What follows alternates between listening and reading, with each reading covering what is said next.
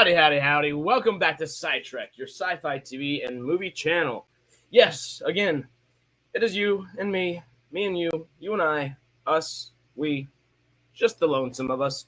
You know, we'll be hanging out a little bit. I got some Stargate kind of news for you, more of an update on the news that we've been given the last couple weeks and such. Then we're going to talk a little bit about the wild robot, maybe some Voltron. I almost said Ultron, but Voltron over there. I will preemptively apologize. I am still kind of nursing some lozenges. I have a little bit of a cold still. None of the Rona, nothing like that, thankfully, so all good. But I will be nursing lozenges, so I do apologize for that aspect. Where's my hat? Well, I got wet hair. I might have just hopped out of the shower a little bit ago. I'd go on. No, Jay, not today. I know. I don't know. But, you know, whatever. Howdy, howdy. Howdy, howdy, everybody. It is early morning around here. I did not get a whole bunch of sleep, but we got good news to talk about, y'all. Good, interesting news, which, do not let me say the names. I don't want to, piss off the people trying to help us, but I will read this directly, as I did the last couple times, just so, we have that transparency of this is literally the messages that I'm getting, so I'm going to read them back to you. So, here we go. You ready? You ready? Thumbs up, everybody. See, I keep looking at this. I kind of want my hat now. But all right, let's jump into this, okay? So, I can't even say that part. A chap who works generally in production for MGM, maybe in an artistic sense or such. I don't know. Thinks Stargate and Bond are tied up in this deal with Sony. So, not only is Stargate going to do this whole deal with Sony and not only is Sony going to do this whole deal for Stargate at MGM come this December, as we've said, Oh, we got our thumbs up. Hell yeah. It looks like Bond's also tied into this. So, come Christmas, essentially, we will be getting at least an announcement on both these things, if these rumors and scoops, of course, are true. So, fingers crossed is the big way of saying that, of course, but there we are. All right, let me finish this up. So they think Stargate and Bond are tied up in the deal with Sony. They say a few people are talking. I'm not sure if it's because Sony wants to produce Stargate or Amazon just wants you to use Culver Studios' space. Either way, that's the main reason both have been delayed so long. And apparently this negotiation, I can't speak again, sorry. The throat is killing me today. Either way, that's the main reason they're both delayed. And apparently the negotiation, big word, has been going on since early in the strikes, so over 18 months from now. It paused during Sony trying to buy Paramount, but it has restarted seriously when they pulled out of that deal, and it's been going on ever since. So, really, we're suspecting that Sony wants to produce, though at least Jay right here is saying that his opinion is he's always heard Amazon were looking at Canada to produce Stargate, in Vancouver most likely. But after the strikes, Amazon have been so backlogged, it's kind of making it look, at least, like they're trying to share some of the load across and some of the cost and risk aspect of things. So, not the biggest update in the world, but a cool one nonetheless. Our timeline remains the same, which is encouraging.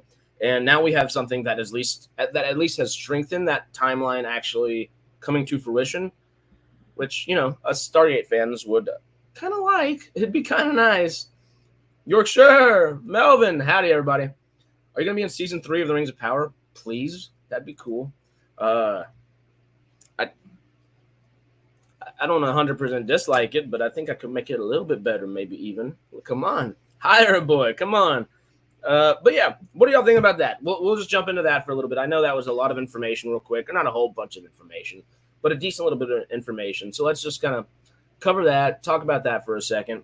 What are we thinking about Sony not just going after Stargate, what could be the third largest sci-fi franchise in the world and one of the largest sleeping giants of any frickin' IP anywhere right now in the world. What are we thinking about that? And does it seem like it's a good idea that they're going after Bond and trying to help maybe tackle some of those costs and risks? And do you think Amazon will not respond accordingly? Do you think they'll respond well and say, hey, you know what? These are a little bit expensive. I can't speak again. Sorry. I will be nursing these all day. If I get into a cough fit, I'll mute myself. Don't worry. But yeah, is Amazon going to play ball realistically? Are they going to say, this is nice. We actually have been kind of going a little slower than we would have liked to here, and we need a little help probably to get it going. I'm late. Is the Stargate Bond crossover confirmed? No crossover, just that Sony would be pushing both at the same time. It's no surprise that Sony wants to produce Bond since Casino Royale was a Sony co-production. Ayo, it makes sense. You know what? I forgot to change my banner. There we are down there. They should leave Bond alone for now, especially with what rumors are going around. I'm not privy to these rumors, I guess. But I don't necessarily love the rumors we've discussed in the past, the younger Bond doing kind of like, hey, I'm going to become a commander in the Navy before I go to MI6, before I become James. We're still not clear, I guess, if James Bond is the actual human being or if it's the moniker given to the agent of James Bond, the 007 agent. That would be interesting to see. But nonetheless, I don't know if that's the way we want it to go as a fandom. I don't know if taking away that moniker and succinctly putting on an individual is a good idea. But, what do y'all think? I don't know. I'm excited about the MGM stuff. If Sony actually goes through with this deal, that means we can have 2 franchises, I guess. Not just franchises. I don't like to think about things as franchises and IP. Of course we do and stuff. But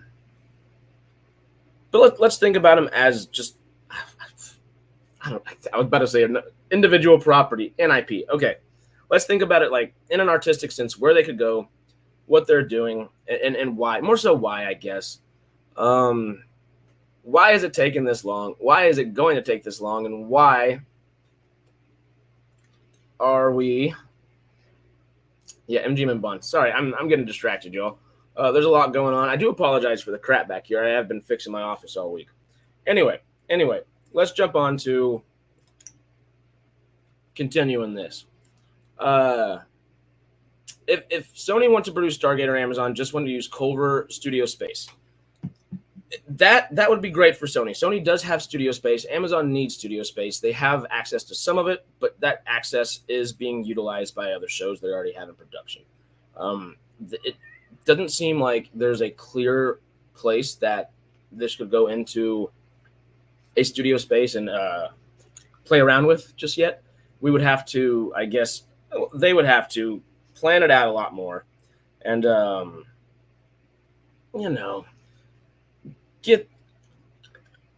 get a timeline actually together and presentable to the public, which is a lot easier said than done.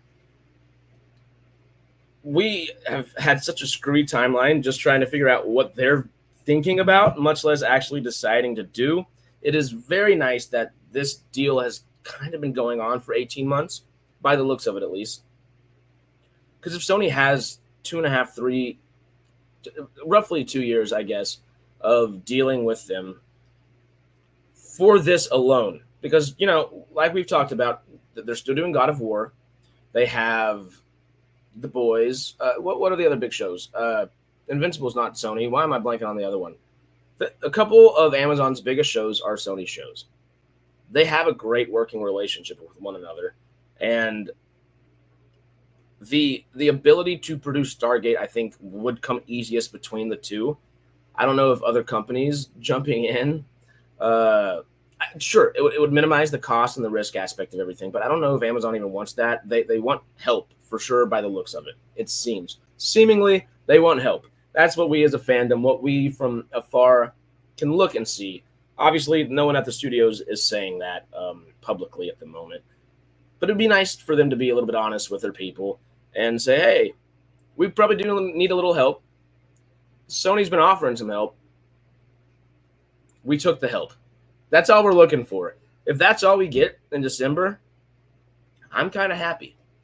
They don't need to jump on an announcement. Would y'all be happy with that? Thinking about that out loud real quick. If Sony only gives us, yes, MGM has said, hey, we've talked with Sony. This is what's going on. These are our plans. That's it. General loose plans say, hey, this is in fruition. That's all.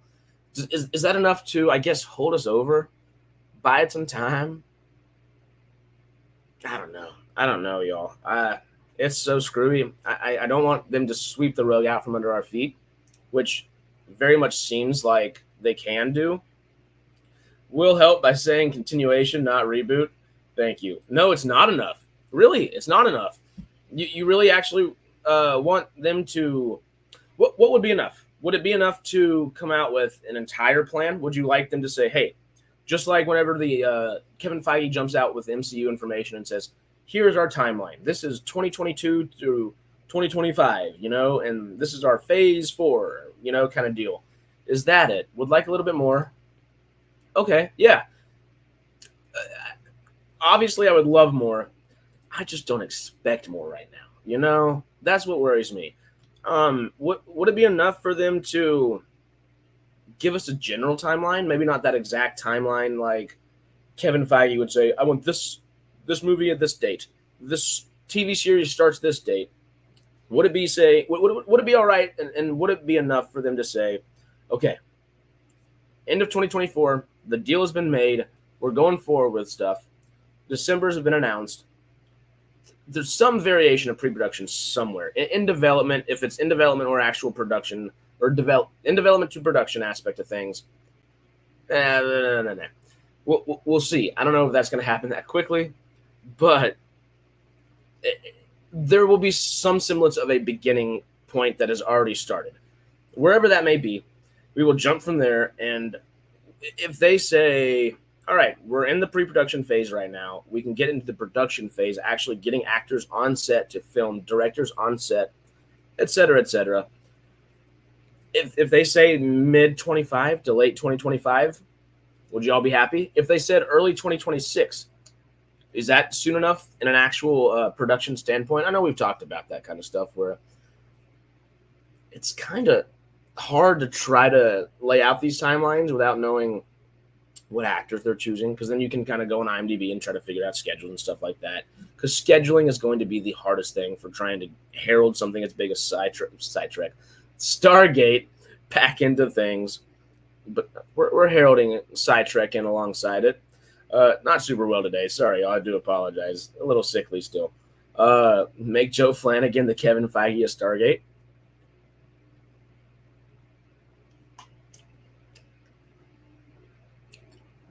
I don't see why not. Make Brad Wright kind of your overseer in the background, and Kevin Feige, Joe Flanagan, you're really like front and center guy that might actually be out and about to, for lack of a better term, herald in Stargate again, like I just used.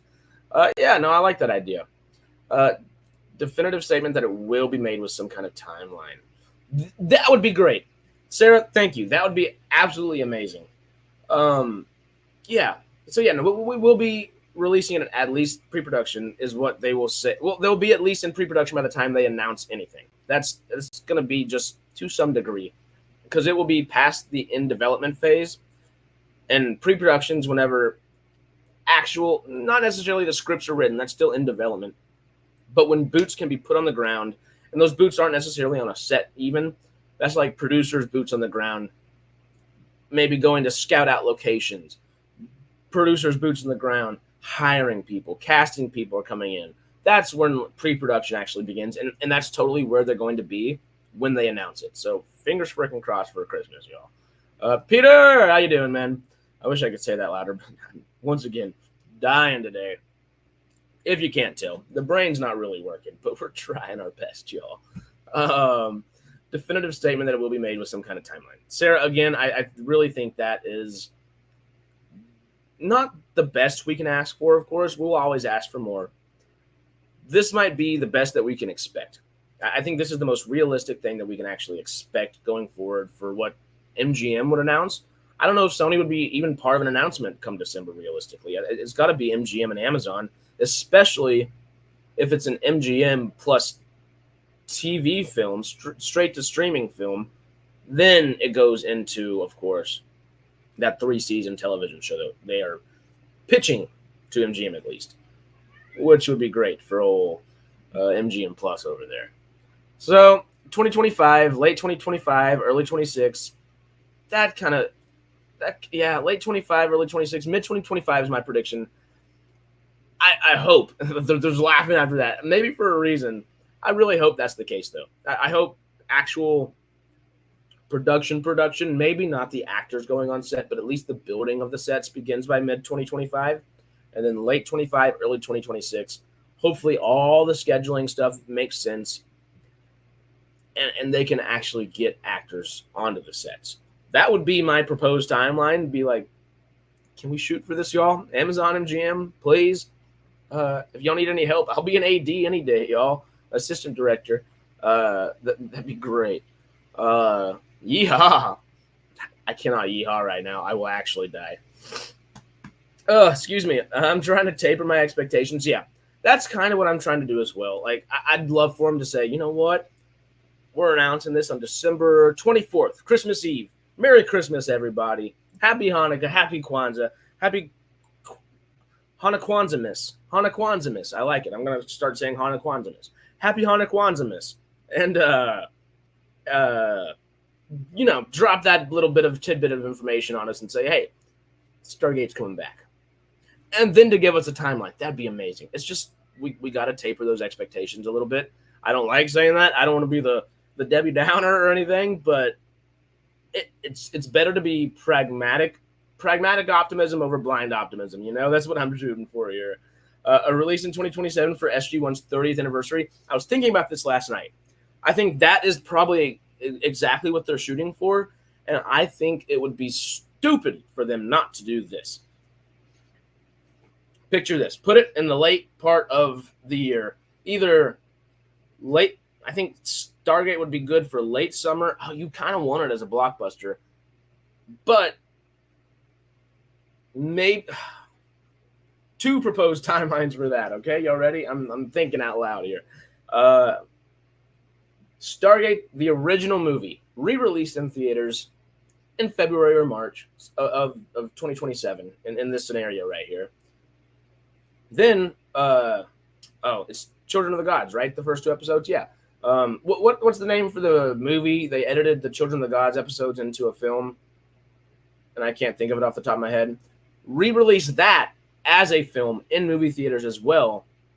2 or 3 months after you release Stargate, the original movie, re-released in theaters, and then release the new movie. Well, never mind. Well, okay, one way or another, they should release both of those. So here's my new proposed timeline, because I actually just had a quick little reality check here. They can't do the actual film rights of Stargate just yet. They're a little dicey. I know Emmerich is involved to some degree, all kinds of stuff with the film rights. So they can't do a straight to an actual theater film. Once again, it's going to be a streaming movie or a TV film. It will be classified as a TV film. So we will not be getting it in theaters into 2027. That sucks. They can re-release Stargate, the original film, and the Stargate 94 and Children of the Gods Final Cut. Okay, Children of the Gods Final Cut. Okay, I was right. Okay. I just wanted to double check. And Festivus. Love us some Festivus. I love some Festivus. So, back on that real quick. They can't release a film in theaters. Therefore, maybe try to use that Children of the Gods cut and Stargate, the original movie from 94, as your big kind of... Okay, riddle me this. As I'm thinking out loud, I know I'm a little ADD and going all over the place. Bear with me, y'all. I know. Sick, ADD, they don't go well together all the time. Anyway, what would y'all think about this? Would you rather Stargate or Children of the Gods in movie theaters, the original Stargate or Children of the Gods supercut into a film in theaters at the same time the TV movie came on? Would that be a good idea? Would that be a bad idea? Do you think it'd be a good idea in the sense it would help bring more eyes to Stargate in general, excite people and say, oh, well, maybe let me go to streaming now and watch this new movie? Or would you say, put it out a month beforehand, then get the voices talking, and then go? Oh, literally, Popcorn Power already answered. He said 1 to 3 months prior. Hell yeah. Original Stargate. I think probably 3 to 5 months prior.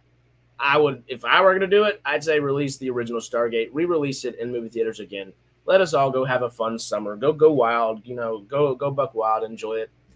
And then as it gets a little bit closer, maybe let them overlap in theaters. Keep it in there for 3 weeks, And on that third week or fourth week, or not weeks, I guess, yeah, you're not going to keep it in there for months if it's just a re-release. So maybe do it 2 months beforehand. And on that fourth week or on that third week, put the Children of the Gods cut in there. And let that Children of the Gods go in movie theaters for maybe 4, 5, 6 weeks, a little bit longer of a run. Therefore, you literally herald in the new Stargate, for lack of a better term again. It's the heralding is on the brain here. You don't want to lump everything together all at once. You definitely don't. But in a 24-hour news cycle, things just jump off and out of people's brains as quickly as they come in. So it might not hurt to have them pushed a little closer together. But like we just said, not too close together. I like that maybe 2 months out on that third or fourth week, put Children of the Gods in there, and then so on. Or double feature. There should at least be a week or two where you have that opportunity of double features, which would be great. We're all going. We're going to have like a sidetrack watch party together in movie theaters. We might as well rent a movie theater out if this is the case. If we get this, we're renting movie theaters out. I'm saying it right now. I'll do it. Can we write it off? Is that a way we can do that? Technically, right? We'll try one way or another. I want that to happen. That'd be amazing. Great idea, Sarah. Let's pitch it to Amazon now. In 3D, going through wormholes. Yeah. A 4K rescan from the original source, followed by limited edition 4K Blu-ray Steelbook. Ooh. A lot of physical media could do well. Obviously, Stargate tends to be a little bit of an older audience. I would love for it to, expand into a younger audience. I'm 25, so obviously I want people my age to get into it and stuff like that. It comes onto our screens, badass sci-fi with a rich world that's already completely like lived in and built in and developed. Literally has a decade and a half worth of television and films in it. I'm not too worried. They'll jump back in and they'll be willing to watch the old stuff. I think people my age and younger.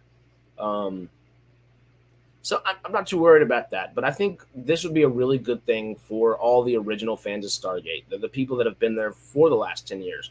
Not just little old me who hopped onto the Stargate bandwagon 5 years ago, which is wild that it's been 5 years already, but also that ain't nothing, Sarah and I were talking about it the other day.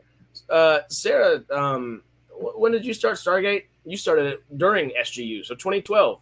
That's even a little late. It was going on for a decade before that. Like, we have so much Stargate and so many people that have watched it and are just willing and waiting for it to come back. It's that Sleeping Giant of sci-fi, y'all. I know I need to skinny up a little bit so I can get back in my Sleeping Giant of sci-fi shirt because I love that T-shirt. It rings more true than just about anything I think we've ever put on our merch store, because everything else is typically just, SG1 or Sidetrack or SGA, yada, yada, yada. It's fun little stuff, but it's a Sleeping Giant of sci-fi. That, it's something special for a little bit of all of us, An official Blue Bricks BC 305 limited edition.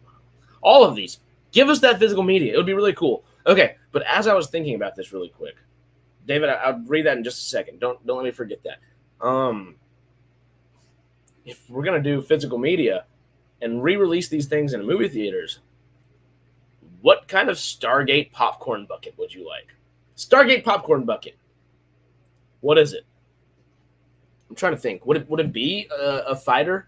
Would it be some model of a ship and maybe you have like butter right here or a little cheese seasoning you can sprinkle onto it? I don't know. Feels more like a coma than a sleep.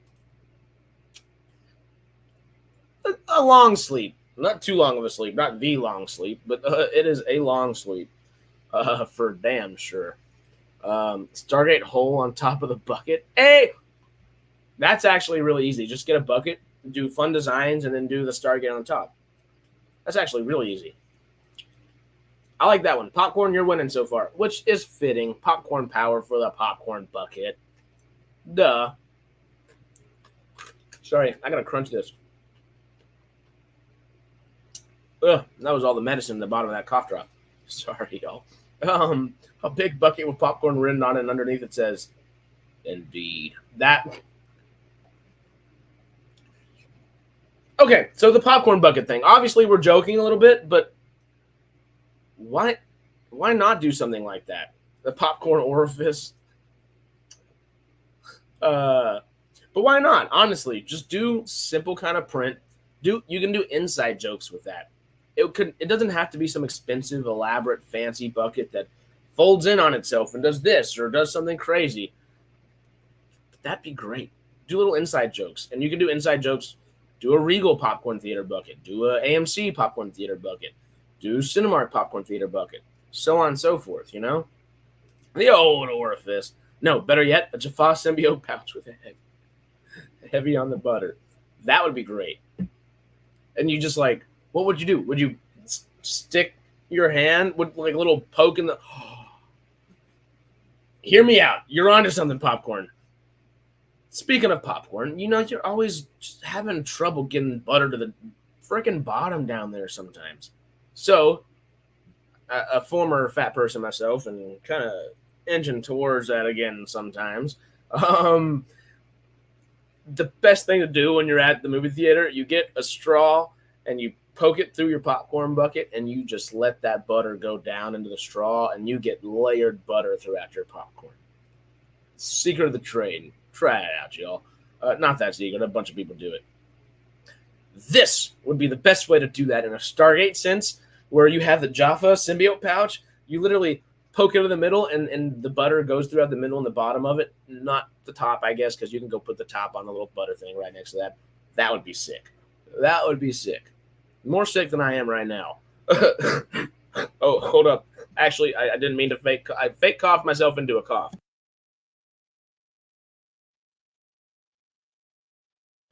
Sorry, y'all. Damn. Wow. Add a button that makes the swoosh sound. Woohoo.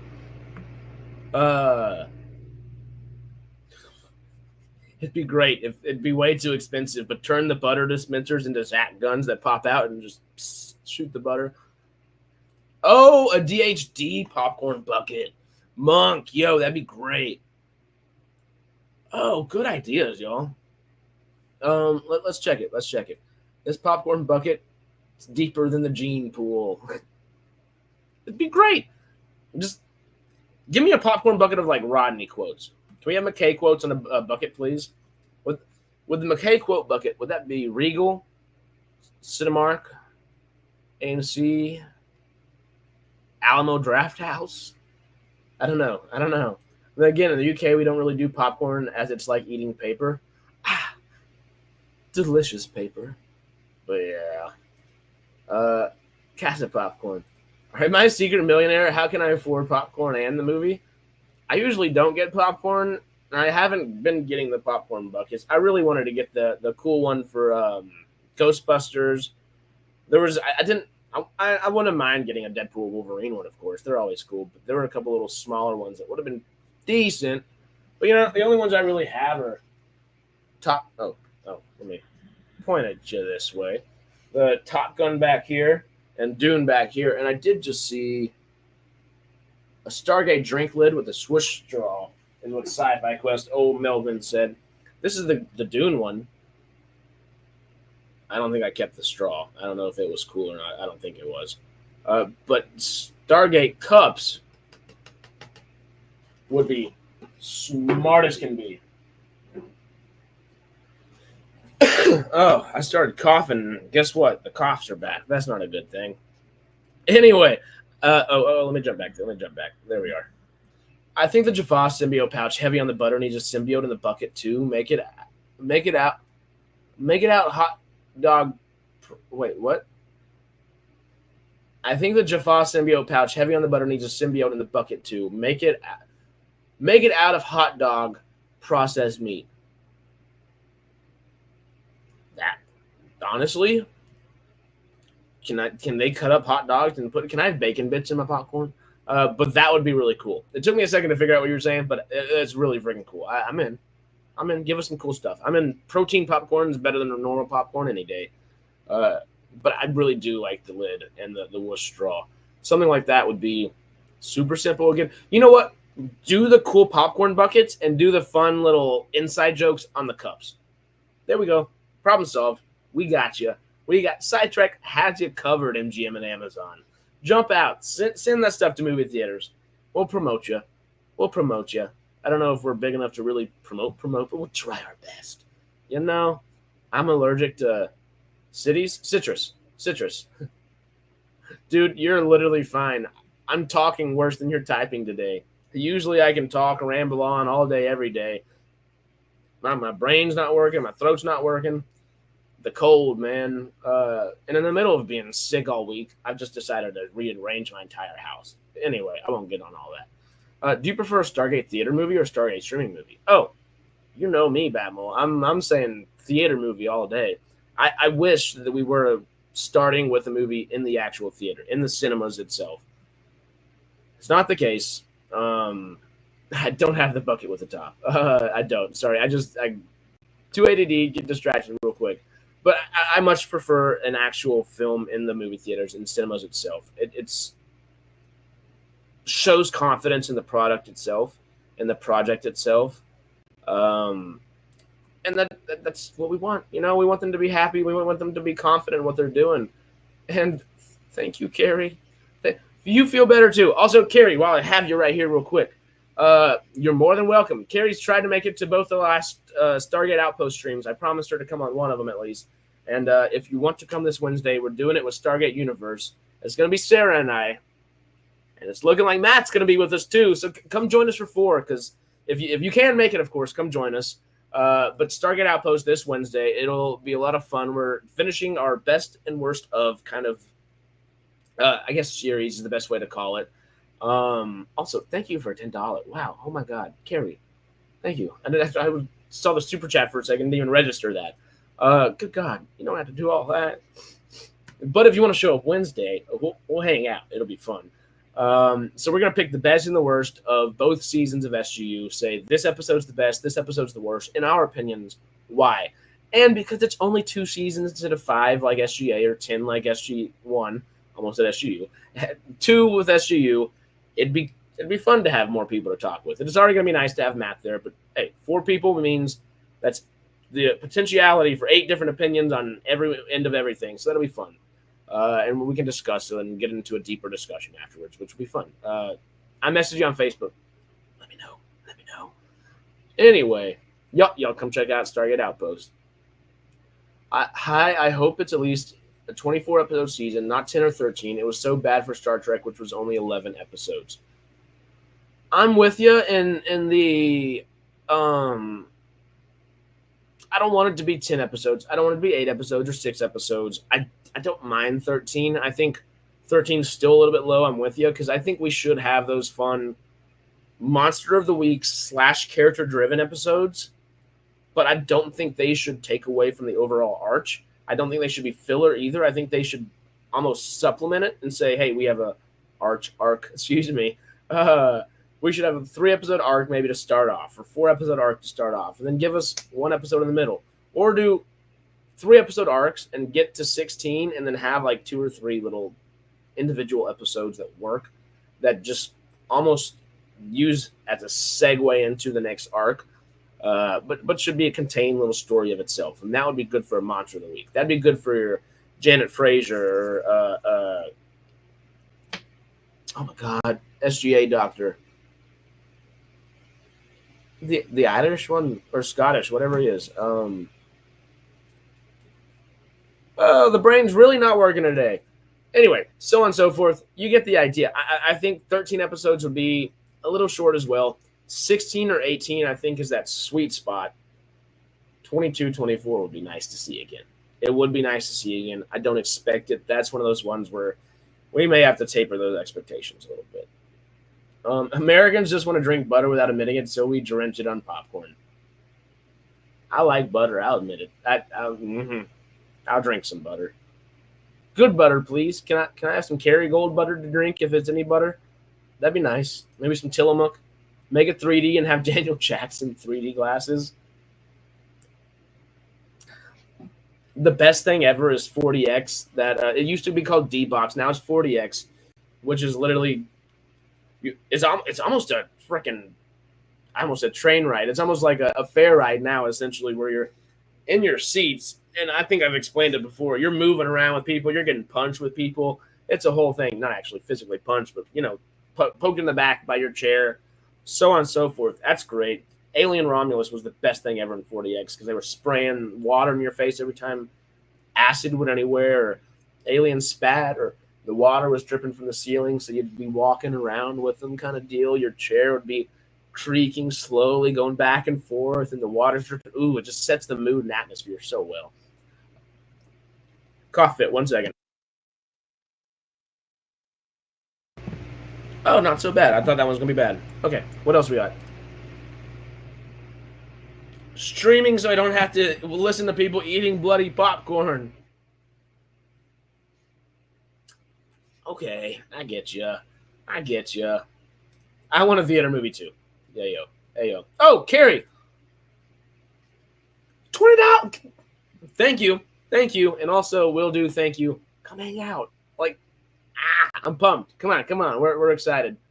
Jelly symbiotes mixed in with a popcorn. That'd be easy. You know what they used to do? I don't know if Mike and Ike is a candy that still exists or not, but they used to put Mike and Ike right next to the popcorn at my old movie theater, and people would say, "Hey, take the box, buy it separately, and we'll pour it all in there for you." And you have layered popcorn with Mike and Ike's. It's that like sweet and not sour, I guess. It's sweet and savory. That little back and forth of there, which is great to have. That's insane, Gary. Thank you. Why can't they do both a home release and cinema release at the same time? They can't do. That could be a little bit of a caveat, maybe. But I don't think they can release it to theaters, the new one, without messing with. There's just a bunch of rights issues. Simply put, a bunch of rights issues. Roland Emmerich still has some of the rights to the live action stuff, not everything. So there are ways that you can make films, I think, without his direct involvement, but he would still be credited as a producer one way or another. So that's where it gets a little bit dicey. It's going to end up being a home release at first, but if it does well, they're going to, say we have 3 seasons of a planned out TV show. We probably have the next 3 to 5 planned out after that, like a general loose structure of where we would like it to go. Where can we put in a movie here? And who's to say they don't have someone working on a movie already? Who's to say? And, I'm just spitballing here. This is nothing. I'm just making stuff up right here. But why not, once they get this going, especially if they're already still continuing on with Mark Fergus and Hawk Otsby's Bible that they made for Stargate, who's to say they don't have an idea for a film and say, all right, we wanted a movie. We know you're already here and you've done this and you've kind of taken some of the ideas we've had and moved them here. Some of the ideas Brad may have had and moved them here, so on and so forth. Whatever ends up happening. At the point it's actually physically happening and we are watching Stargate on a weekly basis, there will be people pitching things to them. The first people that will be pitching things to them are going to be Mark and Hawk Otsby, Mark Fergus. There we go. And they're kind of the best people to do so in a lot of ways, a.k.a. they were trying to get it started in the first place. So it'd be really neat and really nice to see that happen. I did not. Could you link that to me again? I couldn't find the link. Where did you send it again? I forgot where you sent it. I thought it was in here, and I just couldn't find it or click it afterwards. But yes, please send that again because I'm just intrigued. I don't really understand all that, and I'm kind of backed away for a second. And I'll be honest, that stuff really turned me off. I was super excited to get into Star Trek. I was like, let me watch my first episode of Star Trek before Comic-Con on Friday. After all that, I thought the Star Wars fandom was interesting and a little dicey at times. Star Trek, that's not the way to herald in. I don't know anything about Star Trek. I kind of went in purposefully kind of blind on those interviews and all of that for a reason, like to be fresh and God, that was Star Trek is interesting. I don't know about all that stuff. Yeah, interesting though. Beckett, God, thank y'all. I was gonna go crazy. Carson Beckett, Dr. Kell, that later, yes, but Beckett, what I was thinking. Agreeing with Monk until we actually have certifiable proof and announcement of things. I'm not celebrating. I agree. I'm not truly celebrating, and the things that I'm getting excited for, I have to taper my expectations. Atoy fanboy. I'm with you. Butter, a little bit of butter, you know. I'm okay with the first season being Monster of the Week. You get to know the characters, flesh them out, and then slowly progress into overarching storylines. Popcorn. Dude, but between the actual popcorn bucket aspect of things and that, I'm with you. If it allows the writers, actors, and directors to get their footing and quickly change up what isn't working and focus on what works. Excuse me, one more time. Lordy. Anyway, I really like this. I'm going to read it one more time. I'm okay with the first season being Monster of the Week. You get to know the characters, flesh them out, then slowly progress into overarching storylines. It allows the writers, actors, and directors to get their footing and quickly change up what isn't working and focus on what works. Amazon. That. You said that so succinctly and perfectly. Thank you, Popcorn. Thank you, my friend. That's perfect. And really, that's what they need to see. If you find their jokes tasteless, just add more seasoning. Damn right, you know? Hey, I'm from 20 minutes from Louisiana. I like me some seasoning. This Texas boy likes some seasoning, you know? I'm behind on the video, but a popcorn bucket or pop culture design after a ZPM would be awesome. I don't know how we didn't think about that earlier. That'd be the simplest thing ever, but great. That'd be awesome. I guess the actual butter aspect of it might be a little dicey because it would go into all the different levels of it. Ooh, but talking about levels, maybe the different levels of the ZPM could be different. I was gonna say flavors. I don't know. That complicates popcorn a little bit. Yeah, but I like the ZPM idea in a big way. So they should do theatrical movies. They should do theatrical movies between seasons, depending on how long between seasons. Oh yeah, Franks.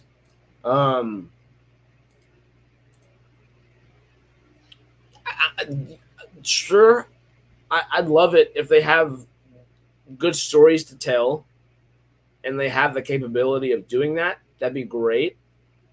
But we're still running into the rights issues. That's that biggest thing. Yeah. The rights get dicey quick. Or a puddle. Ooh, a puddle jumper would be good. Would you open up the back or would you like slide open the windshield? Oh, excuse me. Okay. Let's jump into the last topic real quick. The wild robots, y'all. I know some of us have seen it. Let me know if you have, and let me know what you think. But do you know who haven't seen it? I don't believe Europe. I know the UK hasn't seen it, and I know the UK gets it this weekend. As it goes on digital, why are they putting this new movie that's doing well in, or taking it? They're not taking it out of theaters even. Why are they putting it on digital already? It makes absolutely no sense. Elemental last year is the perfect example of, hey, Disney, they didn't do marketing necessarily all that great for it. Nobody really knew exactly who it was advertised to. There wasn't like a villain, so there wasn't anyone to like really be like, oh, fight against this or whatever, you know, It was hard to market. Nonetheless, when people went to go see it, the word of mouth was amazing. And the money started rolling in for Disney. Universal, what are you doing? What are you doing? Wild Robot is, I know some people have called it the best animated film of all time. I don't know if it's there, but it is easily on the conversation of the best animated film of all time. And you're tossing it on digital already? Like Monk just said, toss Joker 2 on digital now. And as much as I hate that they would have to, Megalopolis should probably go on digital at the same time as well. It deserves a theatrical run just for old Francis Ford, but not necessarily a super long one. Wild Robot, though, that could go on for another 10, 12 weeks. It could go on for another 10 or 12 weeks. Wild Robot screwed Transformers 1 out of making a whole bunch of money. And as much as I love Transformers 1, everything deservedly is going to The Wild Robot. People are deservedly going to that film.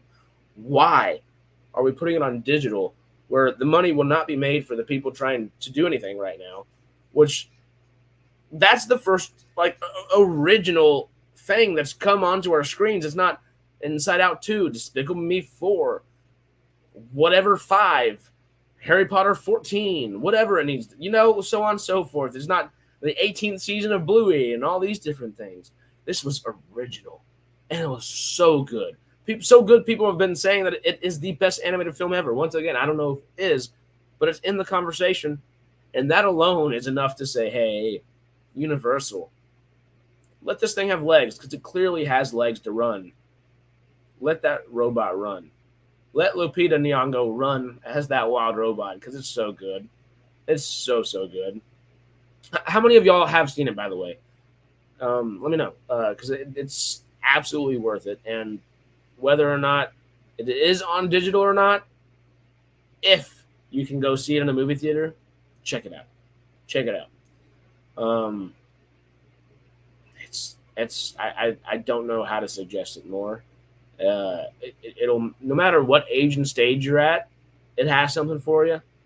Literally from 2 years old, just able to recognize patterns of things, all the way up to 200 years old. I don't know anybody that is that old, but hey, props to you if you are.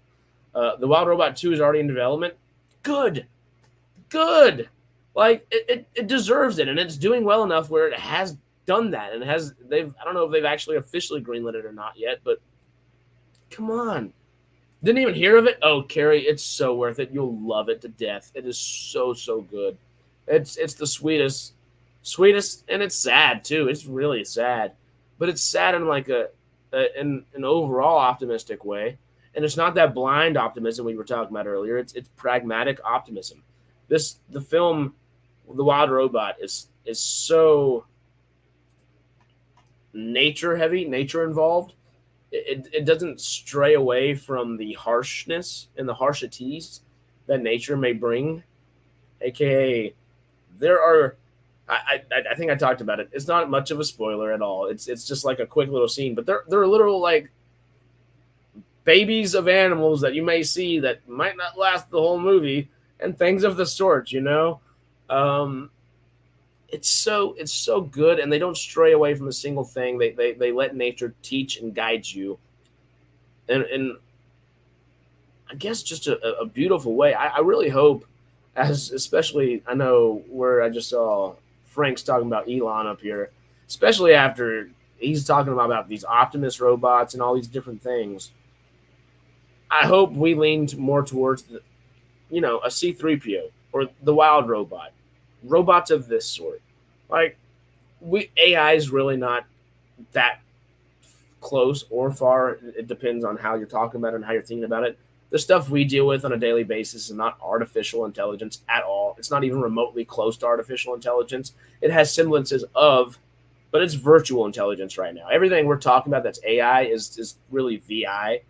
And, whenever we get to artificial intelligence, it will be intellectualizing things that it wouldn't even expect itself to sometimes. And that's what happens in The Wild Robot.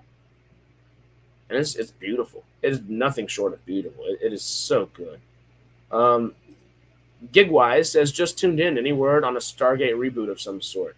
Hopefully not a reboot. Hopefully it's a revival. We are yet to know or yet to see anything. But all things go correctly, it seems like we'll get an announcement or some variation of an announcement come December, come Christmas. Yeah. I've heard a lot of good things about it, mainly from this guy named Harris. Hey, whoever that guy is, he ain't lying. He's truthing about the Wild Robot. I don't know. I'm just trying to get people into the theaters for that one so bad. It's so good. It's so good. I know I gave the example last time, but it still cracks me up. There was a little 2, 3, 4-year-old kid, and it was right, I think, as the second act was going into the third act. Some things happen in the movie that are kind of sad, and this kid just straight up starts bawling in the movie theater. And not, like, it's not sniffles. It's not me right now with the cold. The kid bawls in the movie theater. I can't do that right now or I'm going to go into a cough fit. But, that same way, my buddy and I look at each other and, kind of smile because, oh, that's kind of cute, kind of funny, Two grown dudes, his girlfriend sitting right next to him. We're going to the movie theater with a couple friends. We're all crying. We all look at each other in the same place. We're all sniffling, trying to hold it in. There's a little family and a dad right next to me. They're just the whole thing. There's not a dry eye. There's not a dry eye for happy things, sad things, real things. Oh, it's just so good. It is so good. I can't say it enough. Oh, David, that's true. Harris, you said, don't let you forget about my post about Stargate documentary released at the cinema same time as new series released. That would be awesome. That would be really cool. Would it? Honestly, the order I would do it would be Stargate, the original movie, put Children of the Gods on there, and then do a documentary. And you could publicly release a documentary because those aren't super expensive. They already have all that footage. They could totally put it together, and it would be great. Let's see it. I'm David DB. You're always in. Also, that crazy thumbnail with me as a wraith today. Y'all can thank David B down here. Oh, David boy, Steve B himself, y'all. Hey, he's the best. Obviously, you'll see all the funny memes and little things he makes of all of us. Today's was great. I was like, I don't have a thumbnail. The last couple of thumbnails, I can't speak. Thumbnails I have made have been quite awful. So, that was perfect. Thank you, David. Thank you very much. Sounds great. Hell yeah. I don't think that Megalopolis audiences is in theaters. There are a lot of us who will watch it at home just because it is Francis Ford Coppola. Very much so. Very much so. Yeah. The original Children of the Gods. Oh, I don't know if the original would. Okay, well, let's think about that for a second. We obviously want new Stargate, tonality-wise, to be kind of SG-1, SGA, for the most part, is kind of what we've talked about. Hey, thank you, David. Should we call you Todd now? I'll respond to Todd. You just might have to remind me every now and then. I'll catch on pretty quickly, though. Do we want new Stargate to be more SGU or more SGA? Simply put, I think SGA is the amalgamation of SG1, kind of done as best as it can be done. Not as best as it can be done. SG1, of course, is freaking phenomenal 100% of the way. SGA is that formula perfected and expounded upon. SGA, I'm with y'all as well. SGA, hands down. Okay, here's more like Bob. Who's Bob? Yeah, but I'm kind of with you. Well, it would have to be a combination of the two, I think. It's definitely it definitely has to be in certain places. SGA, SGU. Yeah, because SGA does get mature at times, sure. Todd the Wraith is Harris the Wraith. Thank you. But yeah, no, I really do think it would have to be a combination of the two where maybe not as dark. Okay. Easier said than done, of course. Let's have the maturity of SGU and the not formula. What's the word I'm looking for? We want I guess just the tone of SGA. We still want the tone of SGA is the easiest way to say that, I think, with the maturity that SGU brings to Stargate. But that shouldn't keep people from having fun because human beings are kind of high-geared and high-wired to go have fun and seek fun out. So that would be something that is necessary, like would be a necessity for me if I were to, be the person heralding Stargate in for that term again. Why would you make it like SGU and the series tanked as no one liked it? Plenty of people liked it. There's a reason every single person is like, what happened to SGU? We need the destiny. Before SG1 or SG8 continuations happen, everyone always says, what happened to the destiny? There's a reason for that, you know? Hola, Ale. How are you? There's only a certain amount of things you could bring from SG8. That as well, you know? There's not a very big pool to pull from. But I read that wrong. There's not a very big pool to pull from, yeah. Well, I mean, I guess there's a huge pool to pull from in the whole 17 years of everything aspect, but tonality-wise, you really have your first 7 seasons of SG1, and then the next 3. Then you have SGA, and then you have SGU. SGU, not a very big pool to pull from. Yeah. It's not about how good SGU is, it's how it ended. Damn right. And it still is really good. The second season became very good. Once they got some of those seeing stones and everything out of there, it became much better. New enemy being an Ori Wraith hybrid with replicators and Ghoul as pets.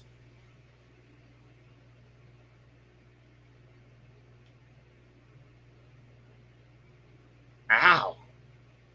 Gigwise, you want humanity to die in the new Stargate series. My voice cracked there, damn.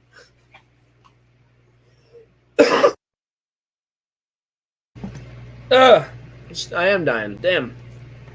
Speak of the devil. New enemy being Ori Wraith hybrid with replicators and Ghoul as pets. That's kind of spooky. Yeah, what the hell? That's what I'm thinking. That sounds terrifying. As long as they don't bring back the stupid stones. Agreed.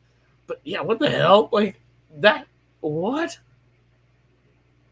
I don't know if that would work. But I like the idea. Like definitely maybe the enemies start to form together. All these different people around the galaxy and all these different aliens are the Tok'ra, the Unas. I guess we're all kind of fighting back against the Goa'uld at certain points, right? So in a way, there's this, and the Jaffa, of course, duh. They're all fighting back against the Goa'uld as not necessarily one full unit, but they're all tackling the task. It would be interesting that, now that kind of humans and with Asgard tech have probably been your big head honchos last 15 years, 20 years or so.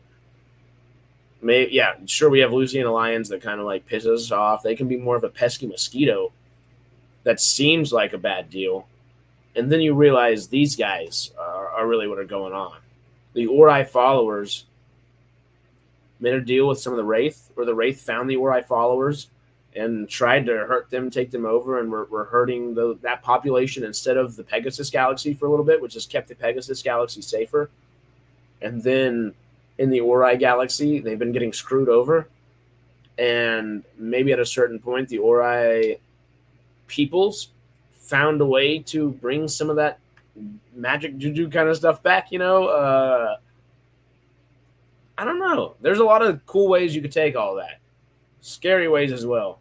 That seems like it'd be a fun, cool, and scary way to take it. Here we are. Let me continue. They only asked about Destiny as the series was pulled that quickly and didn't get a chance to be finished. That's not the only reason. They left wonderful threads dangling right there, and that's the reason. It's not because it just ended abruptly. They ended it as they knew they were going to end it right there. I guess they didn't like truly know they were going to end it, but they said they knew they were going to be canceled, or at least had that writing on the wall and set themselves up for the ending that they gave us.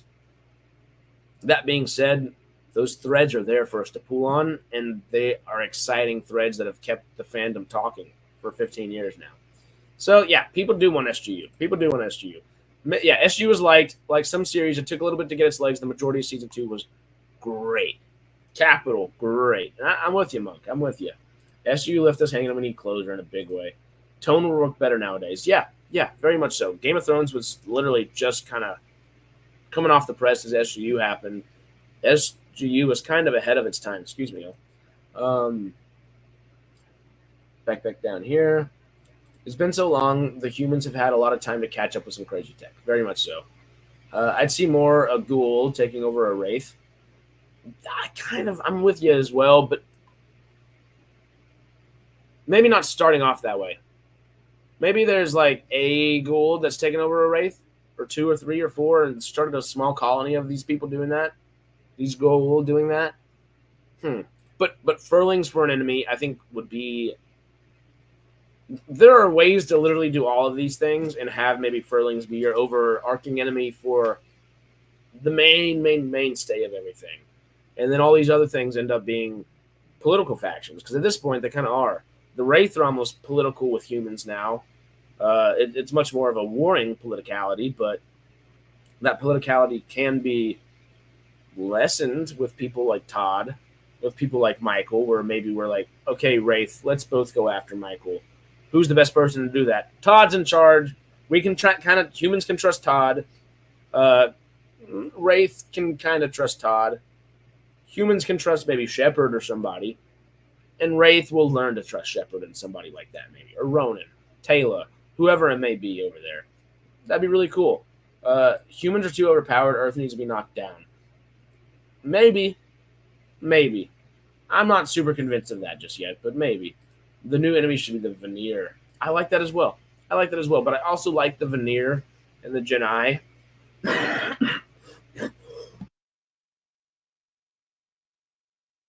Oh, excuse me. I'm so sorry, y'all. I really do like the Veneer as the new enemy, but I think it would be better serve them as a minor enemy alongside the Genii, and them having to have teamed up to keep the Pegasus Galaxy safe while Atlantis has been in the Milky Way for a while now. Or maybe going back and forth, who knows, etc. The Atlantis Genii War, that needs to happen. It needs to happen. And that could be a stepping stone to get to the Furlings, get to that Wraith, Ghoul, Replicator, etc. kind of people, so on and so forth. There are definitely some cool ways to do this. The Ascendant came back and started to ask questions about the big honking gun issue you want to use on the Warite. Another good one.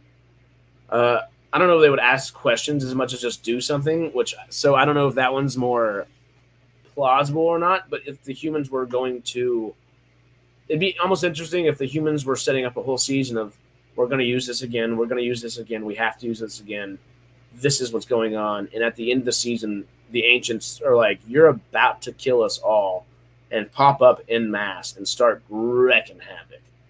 How are we going to back up against that? How are we going to fight against that, you know? That'd be really interesting. Yes, we just read that. Ascendant Wraith who suck energy from other Ascendant beings. Kaha, wow.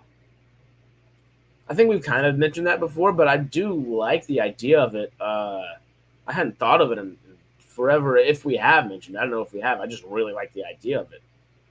Ascendant Wraith who suck energy from other Ascendant beings. I mean, kind of like Anubis. Anubis was almost like that in a way, where it wasn't like an actual, like, he was an energy sucker, an energy vampire, but not in like an actual, like, I'm going to kill you kind of way aspect of it. It'd be really interesting to add that to it. The only reason people want SGU back is proper ending, in my opinion, but it's not a patch in SG-SG1. Not to say it wasn't improving. Hi. Carrie, again. Oh, my God. Don't get me worried. I'm still worried that Amazon... Oh, don't get me wrong. I'm still worried that Amazon will screw it up. Hope they stick to the IP. Fingers crossed. And thank you again, Carrie. Thank you. But fingers crossed. We just want them to stick to it. No reboot. I don't even want a minor reboot. I want a full revival. And that revival can pick up in media res whenever. We don't even need to like say, this is our new starting point. Start with a new team. We already have a team established. Start with that team. I don't need some like a season of establishing or anything necessarily. Start with them going on those Monster of the Week missions, and then move that into that overarching story or something like that. I really like that idea. I think it was Popcorn that came up with that one. Correct me if I'm wrong, but I think so. It'd be really cool.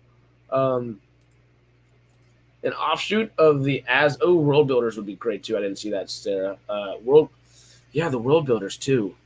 God, I forget. That's so important. Oh, I really need to think about them before this Wednesday. It's so freaking important. An offshoot of the Asgard have survived and are pulling the string behind the scenes. The Veneer. Or different ones in the Veneer. Interesting. I like the idea. The network boss said he tried everything to keep SU, but it didn't happen. Yeah. One big thing that needs to happen is sending a ship or two to the Tolan world and search for survivors in a big way. The more advanced civilizations we came across in the Milky Way, we should definitely put olive branches out to, especially now that we have the Asgard technology and are a little more fancy than them. Very much, we should be extending olive branches. Ascended beings are too much. They need to be locked out. You know what? Here, I know we talked about Earth being too powerful and nerfing Earth a little bit. Why not nerf the ancients? Why not kill off all of the ancients? Because they are a little much. They're a little hard, you know. They're really cool and a really interesting element that adds to Stargate in a big way. But why not take all the ascended beings out? Then, whether you're back on the Destiny or not, you don't really have help talking about what's going on. Whether you're back on Atlantis or not, there's no one really to talk to ask for advice or anything. Maybe some holograms here and there. It's not like you can go talk to Omadasala or Merlin or any of these other people, or Morgan Le Fay or whoever, you know. Yeah, Pegasus Asgard as the enemy. Yeah, the veneer, that'd be cool. But yeah, what about that? Maybe nerfing the ancients and stuff. Veneer destroy the Asgard database. That could be interesting. They could be pissed off once they learn that we have that technology and come after it, maybe. I do like the Atlantis Genii War. The Furlings, eater of beings with fur, hair. One of the world builders are the Furlings. That could be interesting, but I don't know. The monkeys of Gunball, I love that. The Gould are great, Ale. I agree. You just know that they will bring in the son of Baal. You killed my father. That would be funny. David, member chat. Hi all. I'm late as always. Do we have Stargate? Hopefully by Christmas. Christmas time. Fingers crossed, my friend. Fingers crossed. Ascended Asgard.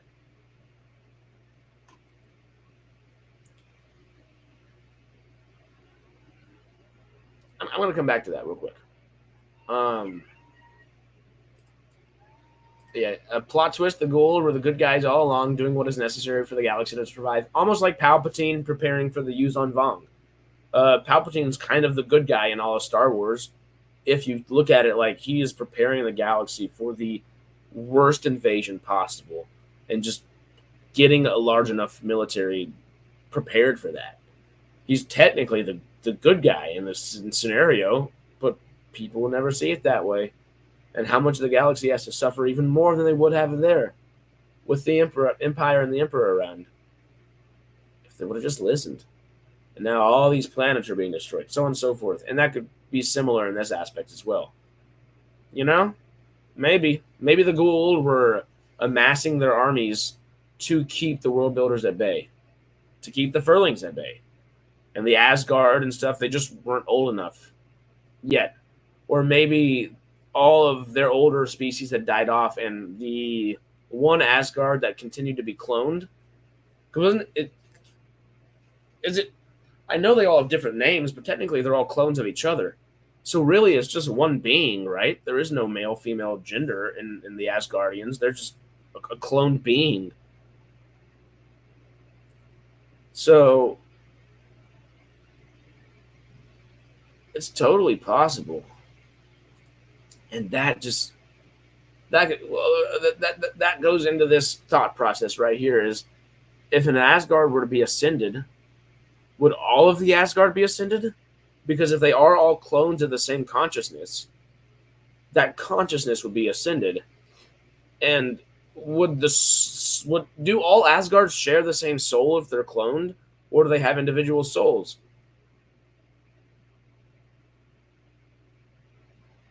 I don't know, y'all. I haven't thought about it like that. But if it is all one cloned being and one Asgard were to ascend, would they technically almost be in an Anubis-like scenario where the rest are still on the planet? But that same being is now a higher power at the same time to some degree?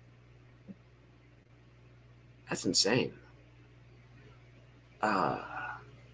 I really like that. Somehow Raw has returned. That'd be funny, though. It'd be bad, but it'd be funny. The Wild Robot already going to streaming. It's not even released yet, right? It's been released for 3 weeks in the States. It's releasing, I think, in 2 days, maybe 3 days for y'all. It's like midweek release for y'all, and it's already going to digital. They're not Melvin. It's killing me, my man. It's killing me. I don't get it. I really don't. Universal is the prime example of Disney last year with Elemental. Keep Wild Robot out. Do not do digital for 3 months, 4 months even. But let it have a 3-month run. Let it sit for a month. And then a month later, on that 4th month, or let the 4th month sit, and on the 5th month, say, hey, we're coming to digital. We're coming to DVD. We're coming to streaming, baby. Come on, come watch us. What the hell are they doing? What the hell are they doing? It hurts me. It hurts me. It hurts my sci-fi loving soul, my movie loving soul, because it's not helping either one of them. It's not helping Universal. It's not helping theaters. It's not helping the audience get into the movie. It's not logical in any way whatsoever. Not monetarily, not for the longer a movie is in theaters and does better and better, the more people that want to watch it on streaming. Like, they've done the actual studies for this stuff. Just let it have a life. Let it have a shelf life, you know? It's okay. It's okay to let that Wild Robot have a shelf life, Universal. Please. Please. It's too damn good of a movie not to. It really is. Please go see it, y'all. Y'all need to go see Wild Robot. Y'all are going to hear me talk about it for the next year and a half.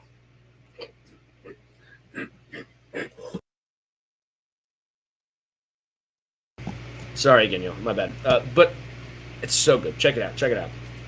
Nerf the ascended beings by having them choose to descend back to the material world to stop their own overpowered interference. Just a normal civilization again. Yo, Popcorn, you're on a roll today. I like that. Nerf the ascended beings by having them choose to descend back to the material world to stop their own overpowered interference. Just a normal civilization again. So they would be the Alterans again, right? Wouldn't that be right? Alterans is the ancient civilization. That could lead to some really cool stories. How would they react to modern civilization? Obviously, they've seen it. They know how modern civilization works. But they'll go back to a time that was both less and more advanced. So how do they deal with modern tech mixed in with stuff? How do they deal with the Asgard stuff? I don't know. Do they want Earth back? Do they want Atlantis back? Are they going to go take out the other Atlantis that's more Camelot-like over in Pegasus? Would they? I guess the Replicators Atlantis and all that stuff is blown to smithereens. There's no Replicator Atlantis or anything like that left, right? And the other Replicators outside of Weir are also gone. I need to watch SGA again. I need to watch the end of SGA again, particularly. The last 2 seasons would be awesome for a good refresher. I need to do that soon. But also, got to get to Star Trek. I think. I don't know. That's a lot. Anyway, killing the Ascendants, furling steal the plans of Merlin's device, and use them to destroy the Ascendants.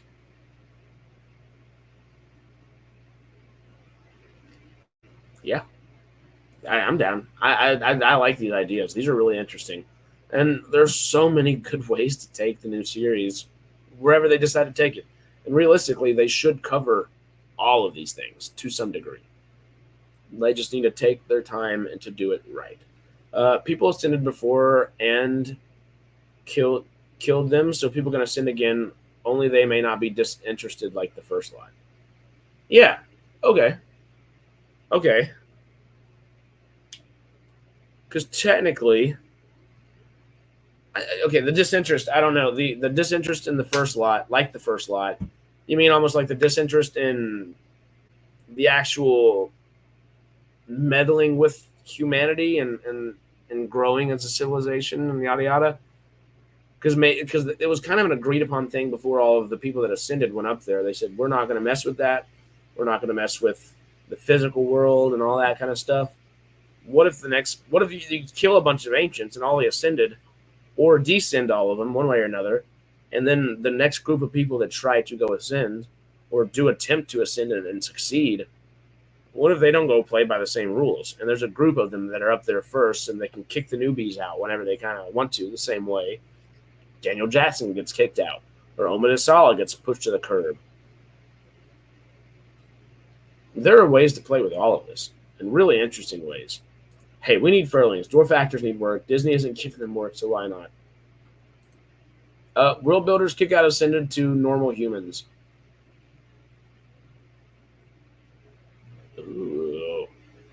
Because are the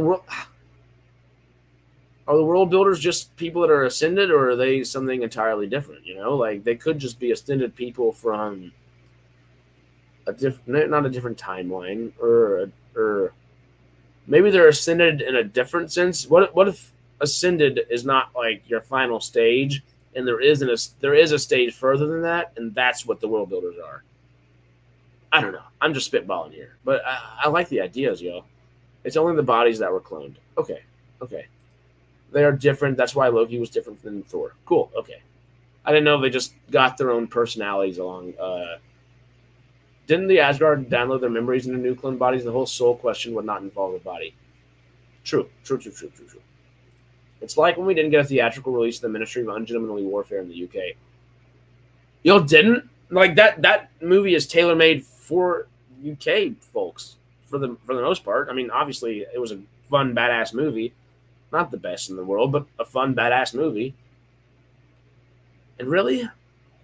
That's Universal. Do better so you don't end up with stuff like that. Come on. Don't sell yourself short. You'll be talking about it for the next 10 years. Oh, I'm so excited. It's absurd that they greenlight Legally Blonde before Stargate that actually has a fan base. Heard about the last Starfighter reboot. Yeah, we've talked a little bit about the last Starfighter reboot a couple months back, I believe. I don't think there's been any updates on it, but it would be really cool to see. And it's absolutely absurd. We always joke about Legally Blonde. It's the thing we all want. It's the thing we've been clamoring for, right? No, I assume that Reese Witherspoon has some great deal with Amazon or something, and that's the thing that's like pushing it out first, It doesn't make logical sense to me. From a business perspective, little to no sense. But hell, they're not asking me. I wish they were. That was the issue. The Ascended didn't really interfere. Yeah. It would be nice that maybe force their hand to interfere a little bit. Okay. I feel a cough. 1 second.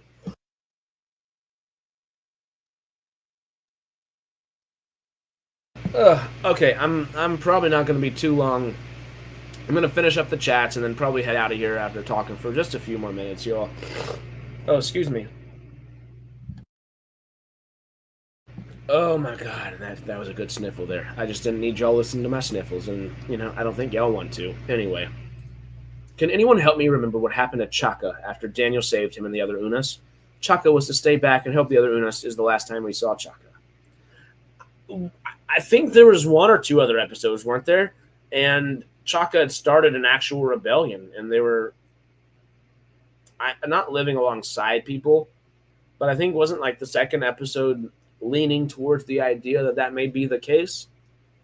I think so. One way or another, I need more aliens in Stargate when it comes back. Bring me more aliens. Unuses would be amazing to see.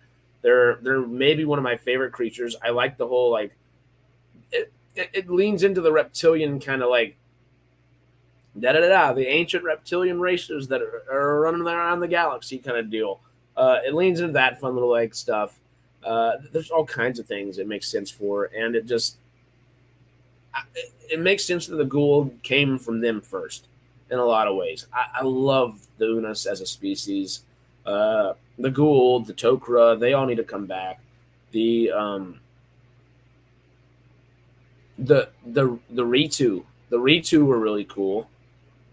Those were the ones that showed up as it was that one dude that was like, I'm part of SG-1 for the episode. And they were like, wait a second, we don't have any memories with you, man, my man. Like, where'd you come from?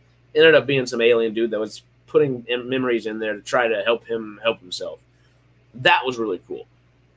What other species are there, y'all would like to come see back? And that y'all would like to see come back in a Stargate series and or series of films? I want them all.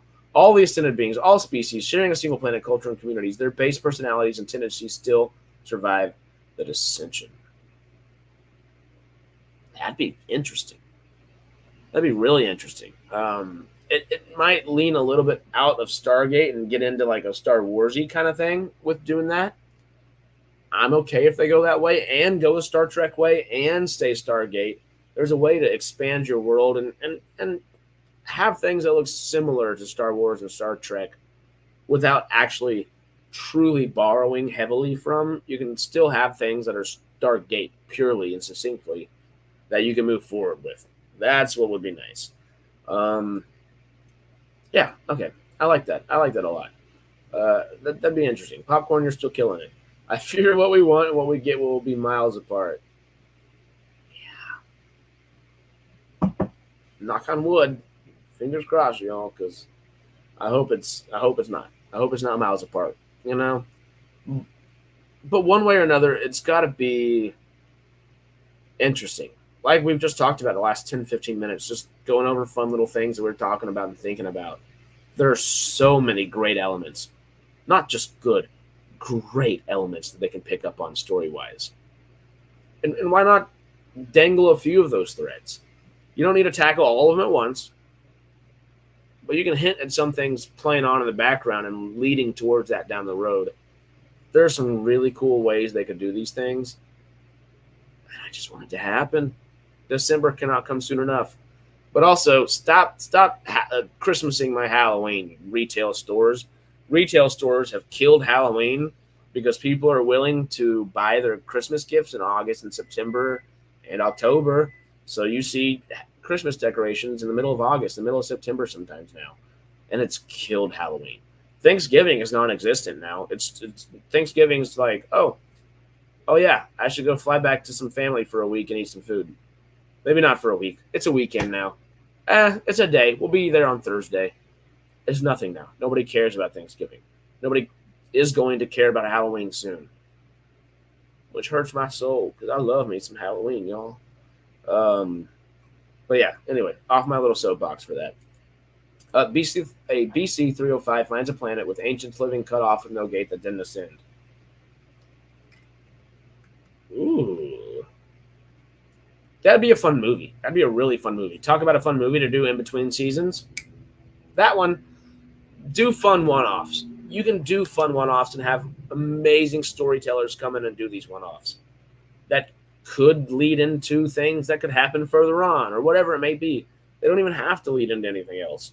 They can just be really cool little things like that, you know? And maybe the TV series could go find that planet eventually if they wanted to do something down the road with it. Not saying they have to or even need to. It'd be really cool, though. Wasn't the Ori the ascended beings that played by different rules?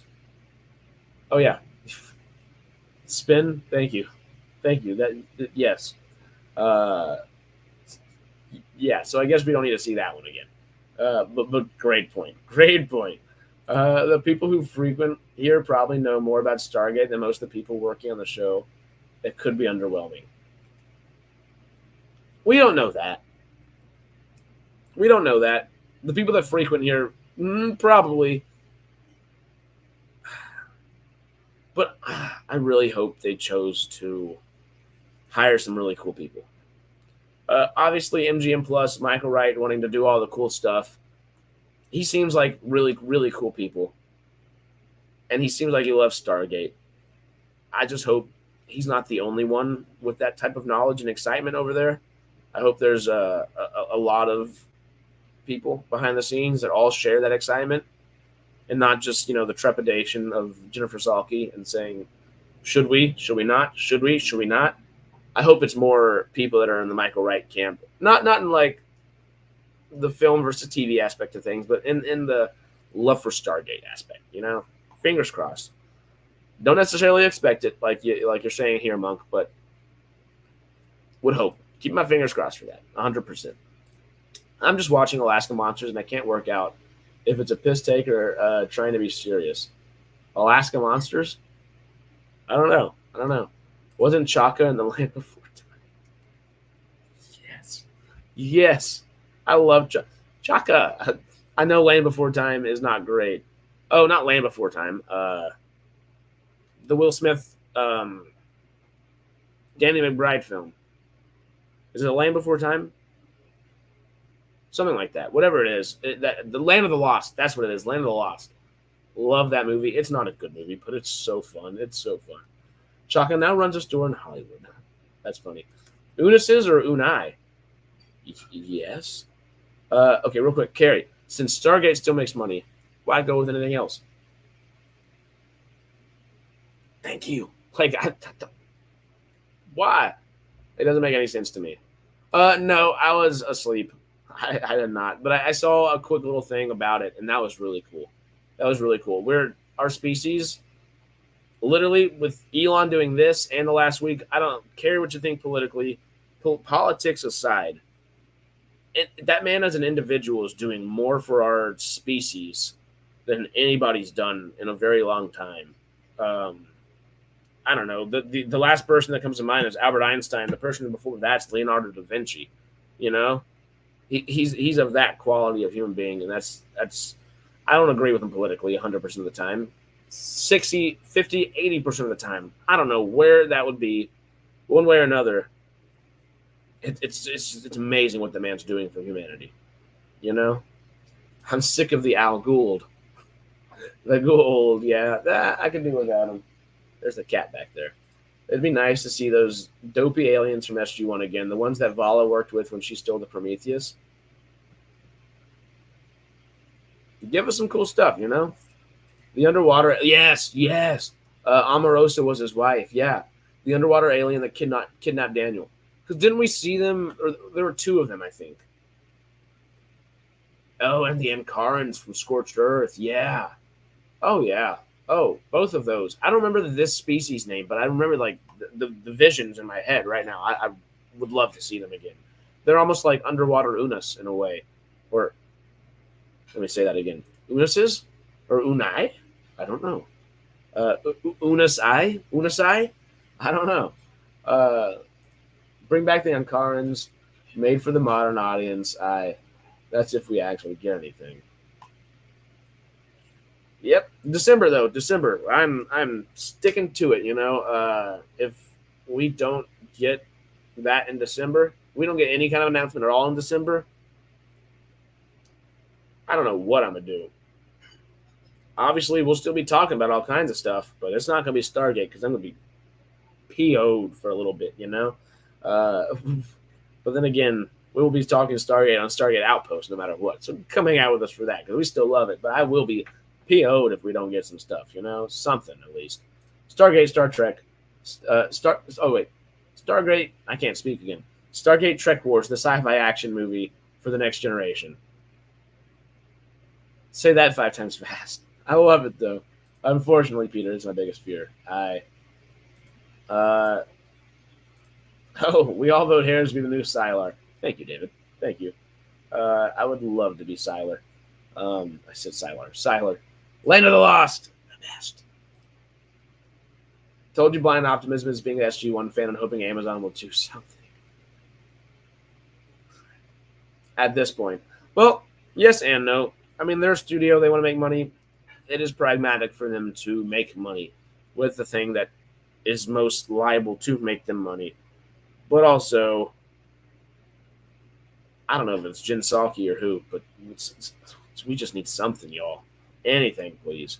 That's why you have a series Bible with all the rules and limitations they must constrain themselves by. Yeah, and it seems like they're still using Hotspie's and Mark Fergus's Bible that they wrote, which is supposed to be very succinct to what Brad Wright wrote, you know, for 17 years.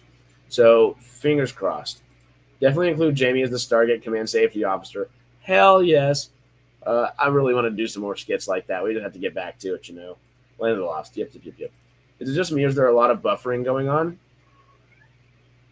If there's a lot of buffering going on, refresh your page. That helps a lot of times. It's just Wi-Fi a lot of times. If it's from my end, usually we'll get a lot of comments all at once. But it may be. I'm never sure.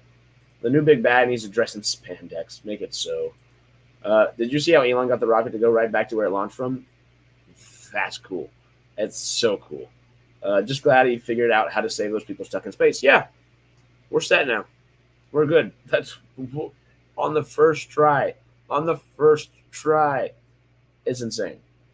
It's great. So grateful. Yep. Oanis is the name. Yes.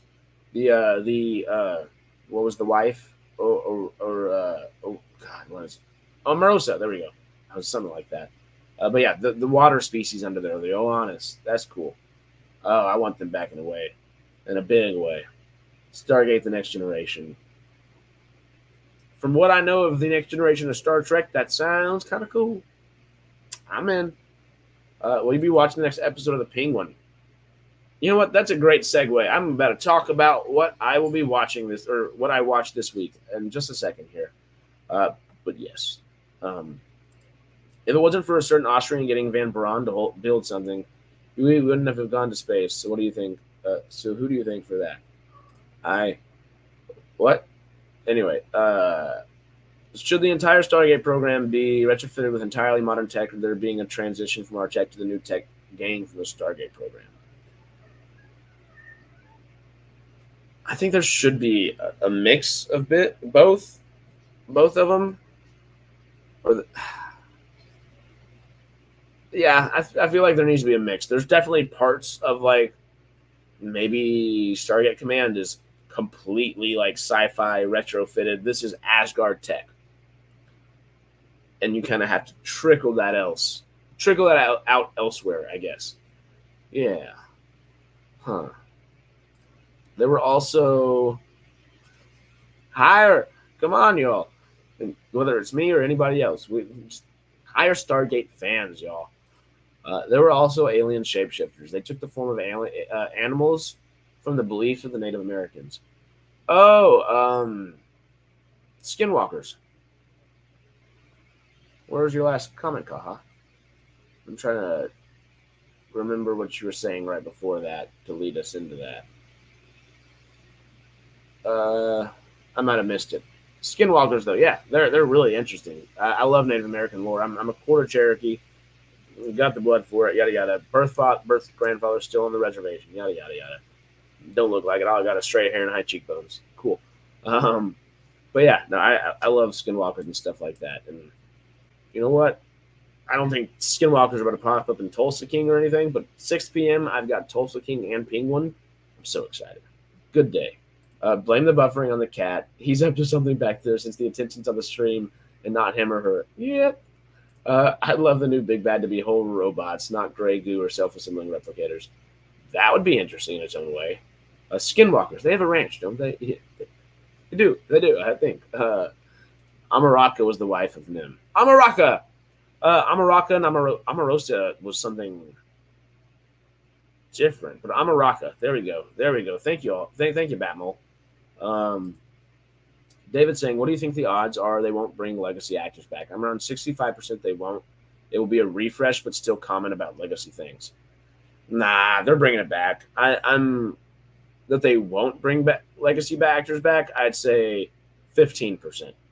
I'd say 85% they will. They know the power of doing that. Every series and season of thing that has tried to recently has done better because of that, or at least gone or opened up a door for themselves to be viewed more so than they were beforehand with that kind of stuff. And with the entire fan base being pissed off if they don't, they know they need to. I don't think we're going to have to worry too much about that one. But yeah, Omaraka was decapitated by the Gould. Hey, yep. Sokar. There we are. Stargate Daedalus Variation episode. Wasn't there an alien warrior? If I remember correctly, they had potential to be a great bad enemy.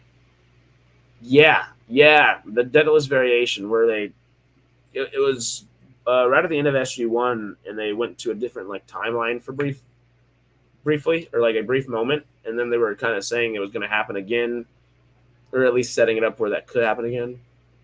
Yeah, that'd be really cool. But yeah, I think that was the case. Stargate Atlantis. Yeah, Stargate Atlantis Variation. Okay. Because it wasn't in a Daedalus, it was in a puddle jumper, I believe. And they had a big ship that looked a little bit more like the Daedalus. There we go. I believe. Might be wrong again, but I think so. Quest government took that out already. LOL. The alien shapeshifters were on that planet where they found the Nakwa deposits. Yeah, there we go. There we go, Gay Wise. But yeah, okay. Well, before I forget to do this real quick, don't forget to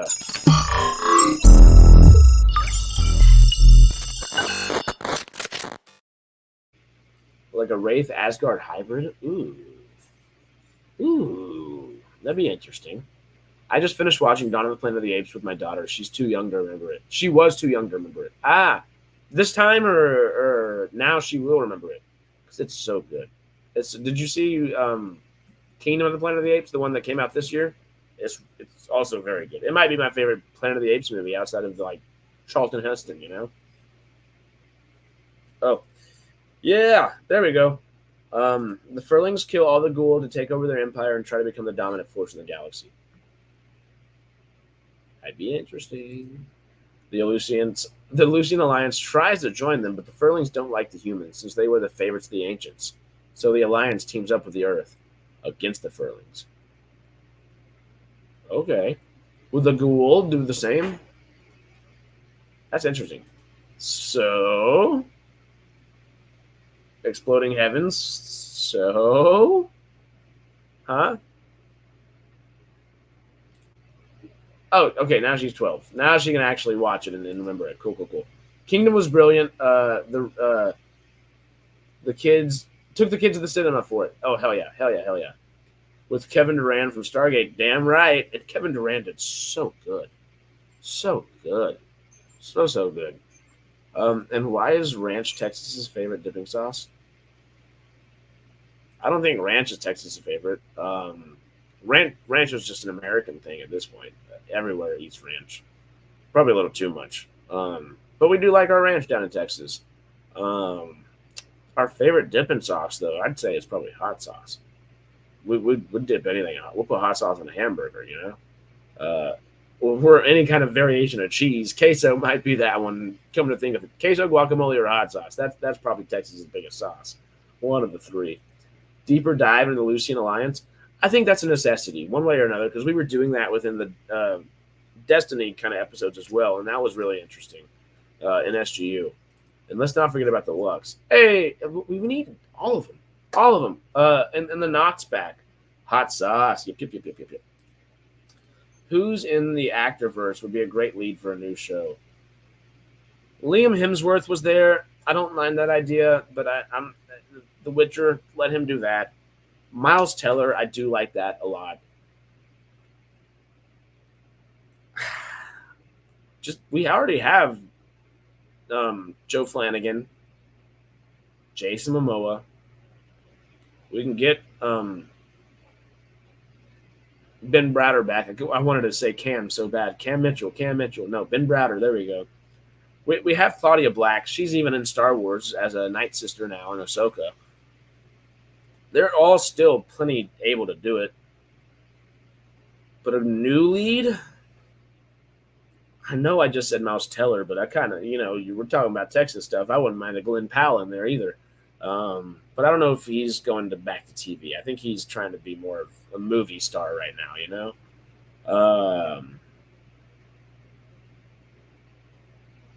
I don't know. There are a lot of good choices. We have the young guys from SGU as well. I don't remember the young guy that was in Matrix Revolutions. I think it was the latest Matrix as well. Wait, what? Vala's in Star Wars? Yeah.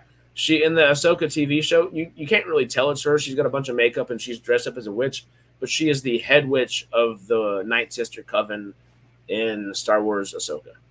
Yeah, it's really fun. Jonathan Jack O'Neill should run the SG1 team. He should be old enough now. Very much so. That'd be more like that Next Generations thing.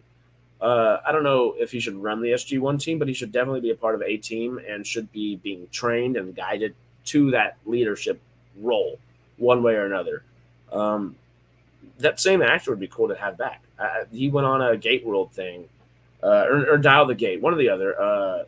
Shout out to both of them. We love our old Stargate buddies over there. But he was on there, I think, being interviewed a few months back, and he seems gung-ho. It would be really cool for him to come back. RDA, he doesn't necessarily look like RDA, but he looks like the guy that was the young RDA. And you could say, hey, difference in the world, difference in growing up, maybe different hormones, whatever. He didn't look exactly the same. He's not like a perfect clone, you know? He's a fraternal clone instead of an identical clone or something. I don't know. But that would be really fun to see. That'd be really cool to see. Remember, man created spaceships. Aliens kill men. Women inherit the earth. I like that. Wait, what? Yeah. Please no more soft leading men. Joe Flanagan was okay, but more like Ronan Dex.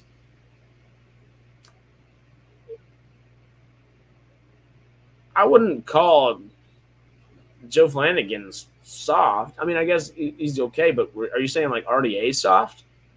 I wouldn't even call Michael Shanks soft, and I mean Dr. Daniel Jackson soft.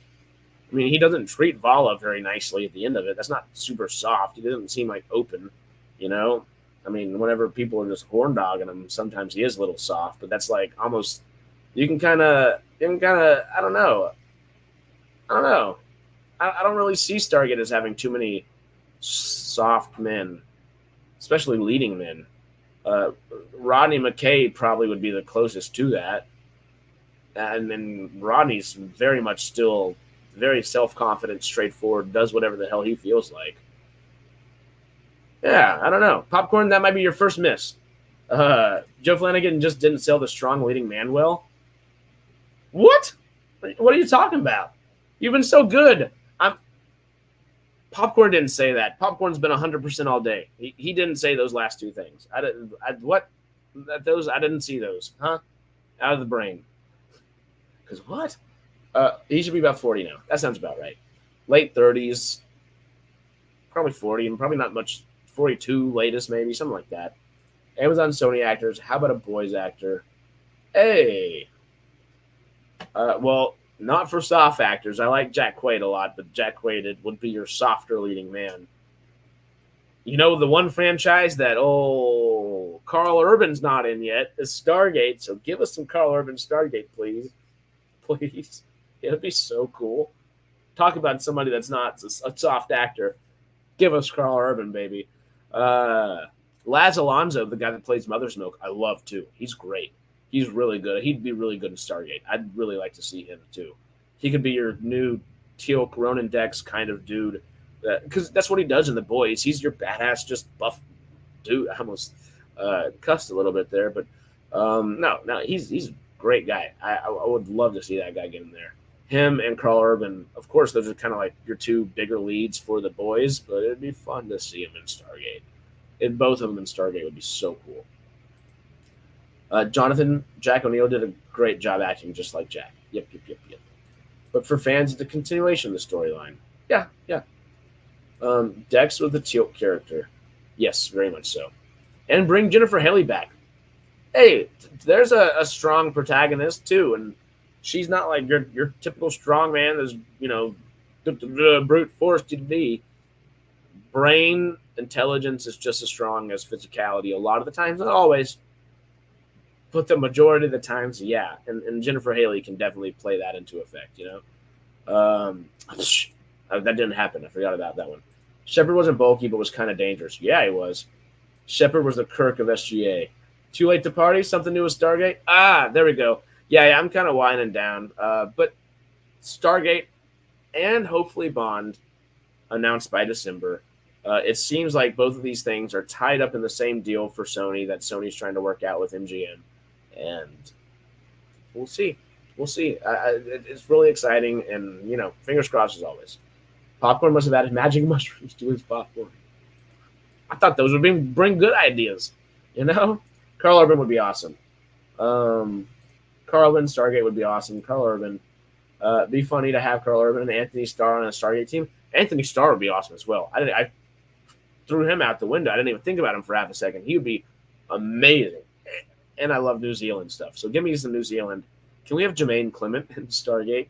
Not as a lead necessarily, but he'd be a great villain or anything. I love Jermaine Clement. Is Mother's Milk ill in real life? He looked really thin and sickly in the last season of The Boys. No. He just changed his body type. The dude's a bodybuilder, and Laz Alonso has been extremely, extremely buff the last few years. And now he's just going for the lean cut look. and shaved that goatee, because usually he has that perfect goatee, and then just went for the mustache, which looked pretty cool in its own way, but he totally looked like a different person. Just that four, yeah, it's like this was the fourth season, so I guess 4 or 5 years, but 3 seasons worth of same exact look, and then immediately change it up, and it's that drastic of like a body transformation. You're like, oh, okay. Are you sure this is the same guy? What was the time span between season 3 and season 4? Because I know that wasn't enough time for that to happen. But yeah. He's just fine. He talked about that a few times in press junkets, I believe. Introducing Janet Wells in the new series. Jennifer Haley was smarter than Sam, and would be really cool to see again. I don't know, but I'm sure the actress would be down. I'm sure the actress would say, paying job, consistent income for a long time, artistic endeavors, get to kind of tickle all these itches. Yes, please. If not, that would be an easy role to cast. Not easy in the sense of finding an actress for it, but easy in the sense of this is the role we want to cast well here. I would still have Jensen Ackles as leader. Oh, Jensen Ackles would be great. Once again, Anthony Starr and Jensen Ackles would also be just as good as Carl Urban and Laz Alonso any day of the week. Any day of the week. It'd be awesome. We don't care about Bond or blondes, just SG1. We don't care about Bond or blondes, just SG1. I don't know. I'm trying. That kind of went more sing-songy than like chant. I can't do much with my coffee throat right now. Urban may be too expensive for show. To start off, for sure. After The Boys, yes. He was not before The Boys. Now he would be. Are there any Stargate fans under 30? Hi. Me and Chazz. We're finding others, hopefully soon. We're going to get there. Don't worry. We're going to get there in a big way. Ricky Gervais is a scientist, please. Oh, apart from me. I didn't see that. Chazz. I don't know many outside of that, realistically, either. Ricky Gervais is a scientist. Melvin, how do we pitch this? I want that to happen so bad. He would be the only person that could make Rodney McKay have a run for his money, and not because of the smartness, probably, but because he could just talk him down, and it'd be funny to watch. Oh, that'd be a great scene. Probably a little unnecessary, but also so fun to watch. What's Ricky Gervais doing? I know he's got plenty of cash, but hey, you want a little bit of cash, dude? Come hang out with some Stargate, It'd be fun. Ackles is amazing, yeah. Henry Cavill anywhere. He already has a little bit of a working relationship with Amazon. So, if you're getting your Warhammer series going, isn't the Highlander movies, aren't those under the Amazon banner? I might be wrong on that. Don't quote me on that one, but that would be really cool to see. It'd be really, really cool to see. You can't stand certain Gervais. He could be perfectly grading purposefully too, though. Let me have a sip of water. Sorry, y'all. Water's so good. Really excited to watch tonight's episode of The Penguin. So far, the show has been probably the best show this year outside of Shogun. Yeah, I think so. It's pound for pound is phenomenal. I'm enjoying Agatha as well. Pound for pound, Penguin is perfection. Peter Moore, that's an issue. How does the franchise lock in the younger generation while making it great for older?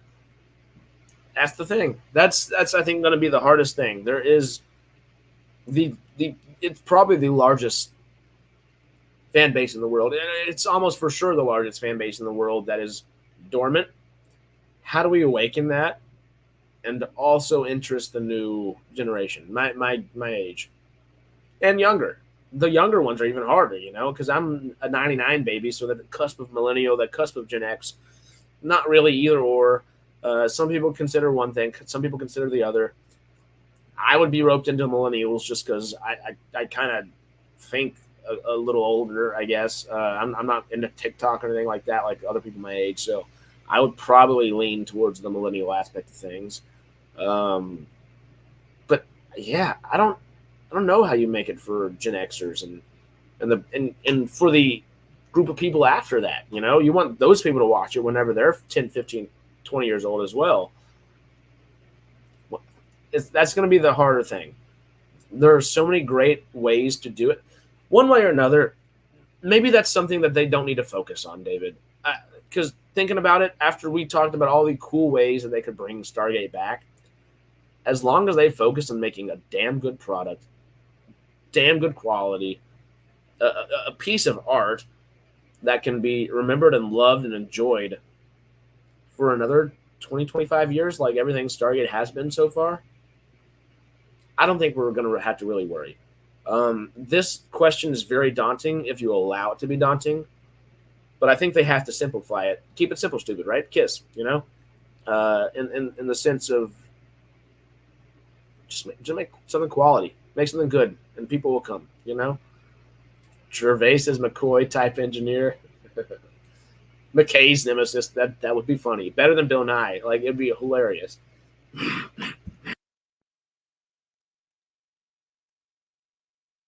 Oh, well, that was a good cough. I think that might have cleared out a little something. Oh, yeah. Please hit that like button on the way out, y'all. Yeah, I'm winding down. I'll hit that 2-hour mark now that we're right here in just a second, and then we'll head out of here. Who else is usually in Sony things? Spider-Man. I don't know.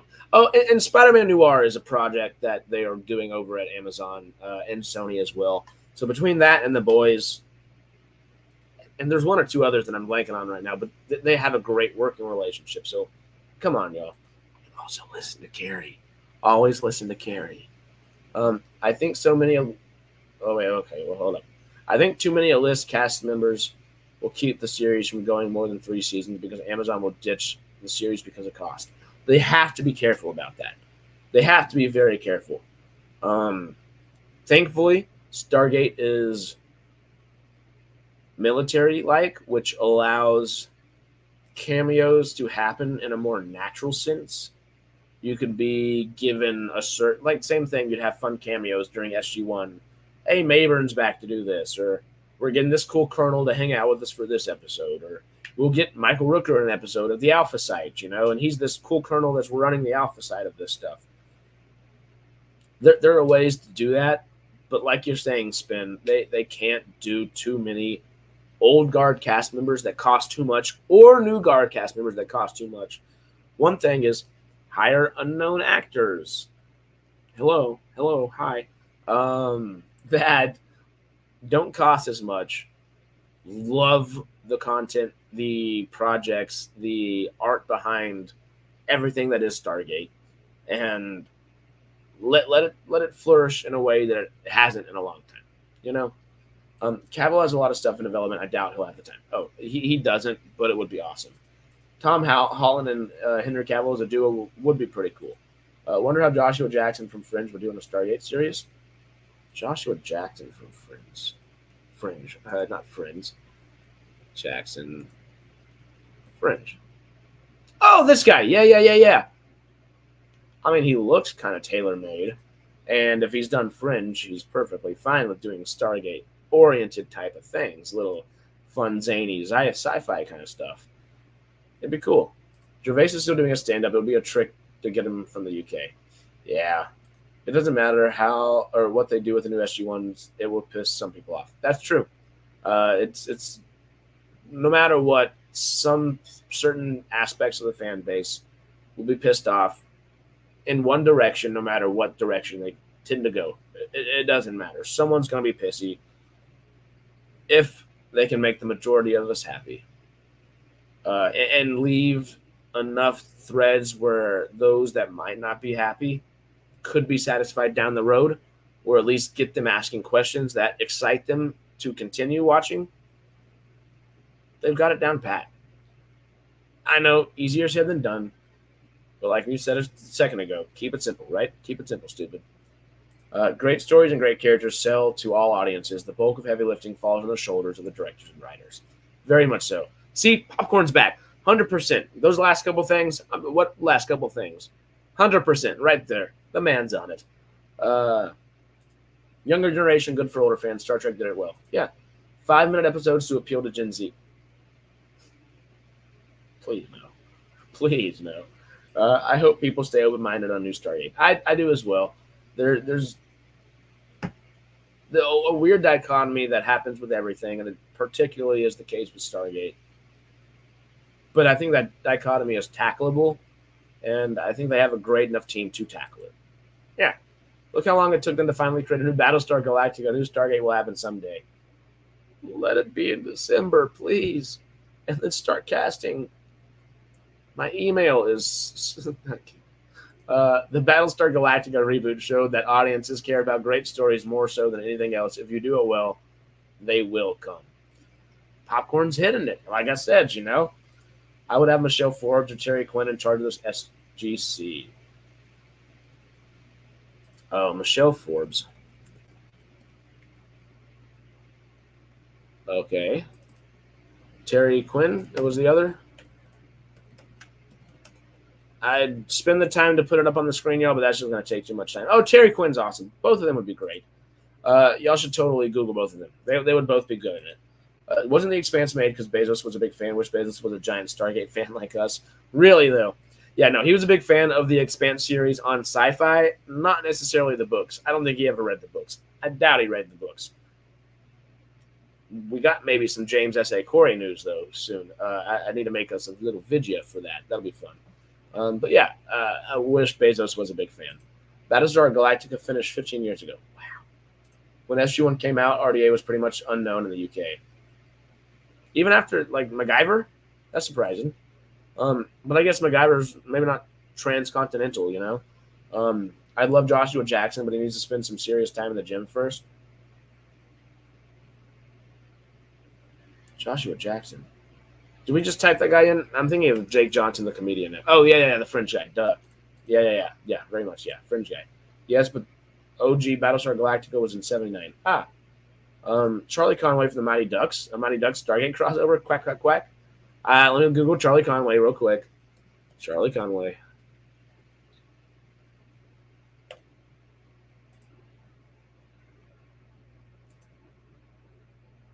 Oh. Yeah, he'd be all right. He'd be good. But same thing, might need to hit the gym, do some other things. Or he could be some scientist, dude. I don't know. Where's Wild Robot streaming? It's Universal. And Universal's Comcast. And Comcast used to be part of Hulu, so usually it'd be there. Peacock. It should be on Peacock, if I'm thinking out right. 1 second.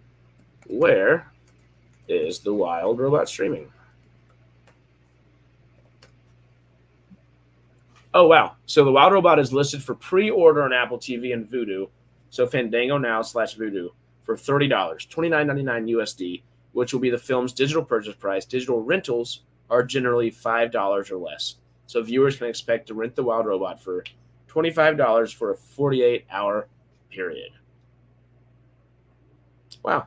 Okay, yeah. So that's the case. It looks like Apple TV Plus, Fandango Now, and Vudu.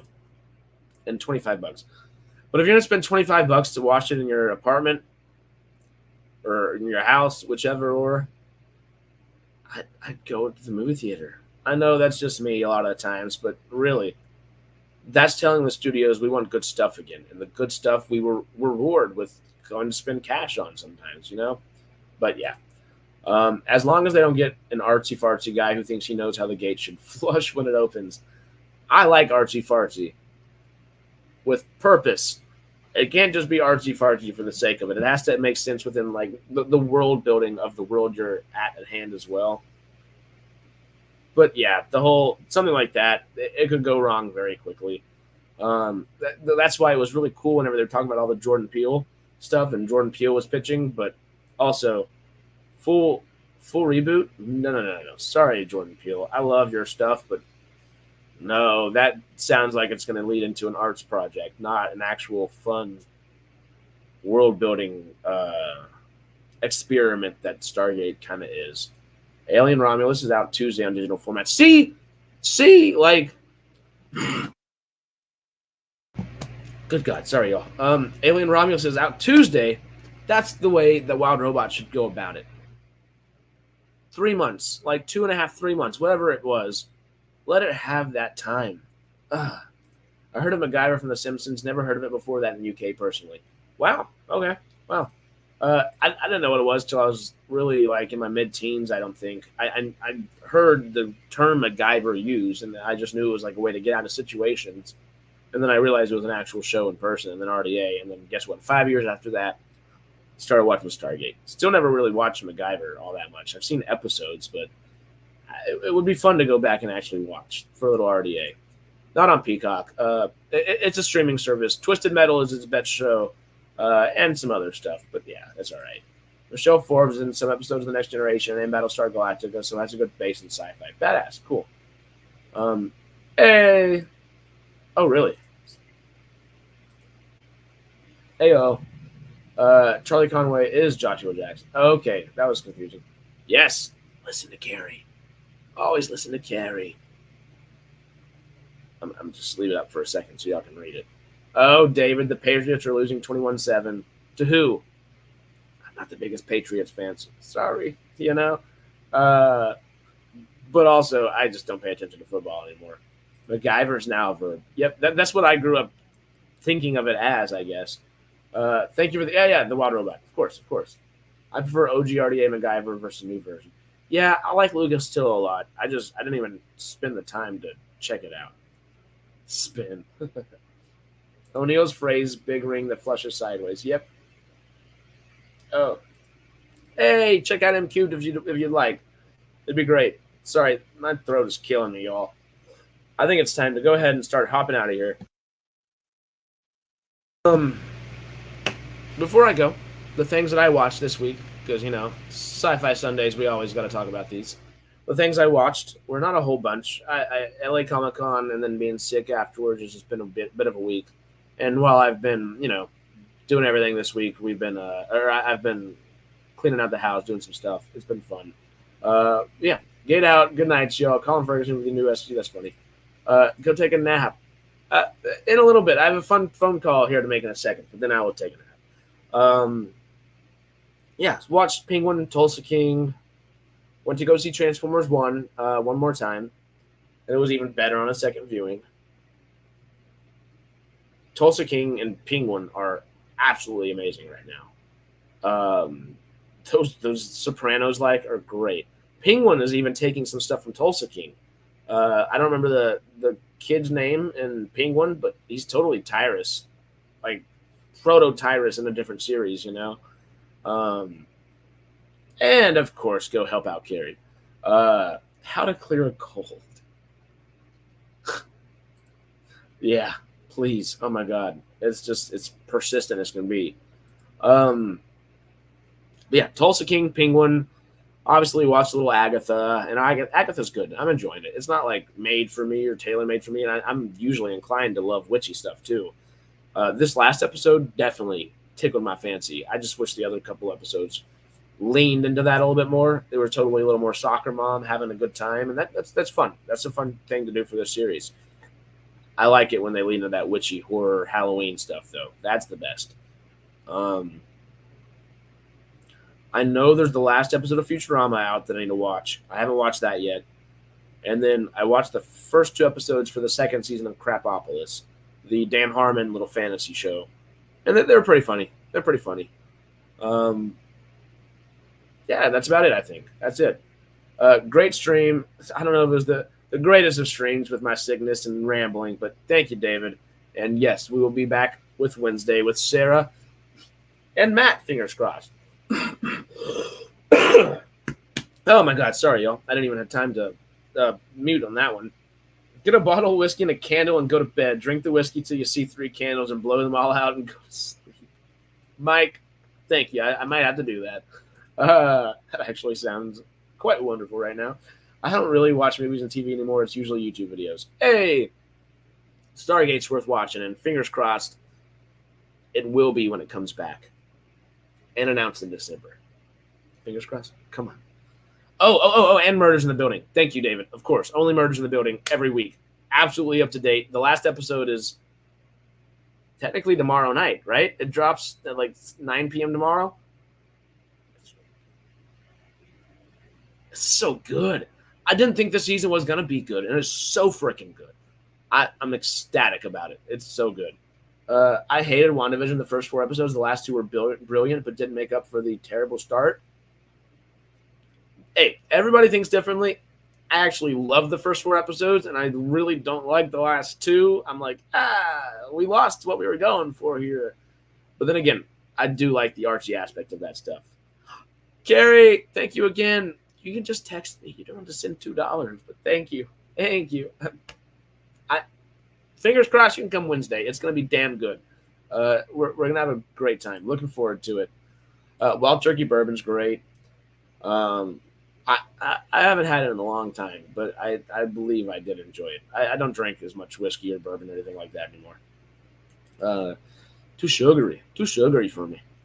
I love me some tequila, but love the Stargate convo. Not many people in my real world get that. Thank you. Hey, hopefully sooner than freaking later. If we can herald it in as this internet community wherever we may be, hopefully we can really get something good soon.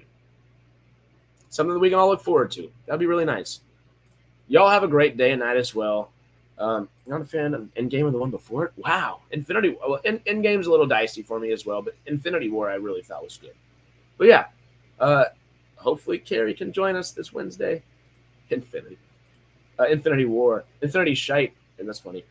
All right, y'all. That's it for me and my sore throat, dying self over here. I do apologize again for coughing and having to mute so often. Hey, good rhyme there. Carrie! Thank you. Thank you. Oh, my God. I appreciate it. Thank you so much. You're crazy, but you're my kind of crazy. Love y'all. Thank y'all so much. And heart goes out to anyone in the Southeast United States right now. It's been a tough few weeks for everybody over there. One of my best friends in the world lives on a boat right outside of, Florida, and he lives on a boat, and the boat survived. Got some good bumps and scrapes, but it survived. He's doing all right. Everybody else I know down there seems to be doing all right. If y'all know people down there, give them a phone call, text them, Snapchat them, Instagram them, Twitter text them, whatever the hell you need to. Find a way just to make sure they're all right. That's all you need to do. Just check in. And after that, if they have anything else they need help with, they'll let you know, and act accordingly or do what you can. Hurricanes suck. I grew up having them. The only good thing about California is it's earthquakes and fires instead of hurricanes and tornadoes. And there's movies a week, but that's about it. A golden coffee. I knew you were going to say the devil's liquid, that tequila is LOL. It must be a Texas thing. It's a Texas thing. I like me some tequila. Lives on a boat, just move the boat. Yeah, I guess he didn't have the time to, because he lives on not the inside, I guess. No, yeah, I guess he just didn't have time to, because it would have taken too long, or he would have had to go up the coast or down the coast. And I know the hurricane hit all the way up to North Carolina, so it was going all over. That sucks. I hate hurricanes. They're just, I only have to worry about earthquakes and volcanoes. You trade one evil for another, trade one bad for another sometimes, But we live and we live. Once again, I love y'all. I do apologize for the scratchy throat and not necessarily having a clear head or clear thought for the first few minutes. I just wanted to jump in it and get going, y'all. But thank you for sticking with me. Thank you for having a damn good stream. I can't believe we've hit 2 hours, 15 minutes. With me coughing, too. Wow. All right. Love y'all again. See y'all. Have a great rest of your week. And start that thing off well. Adios, y'all.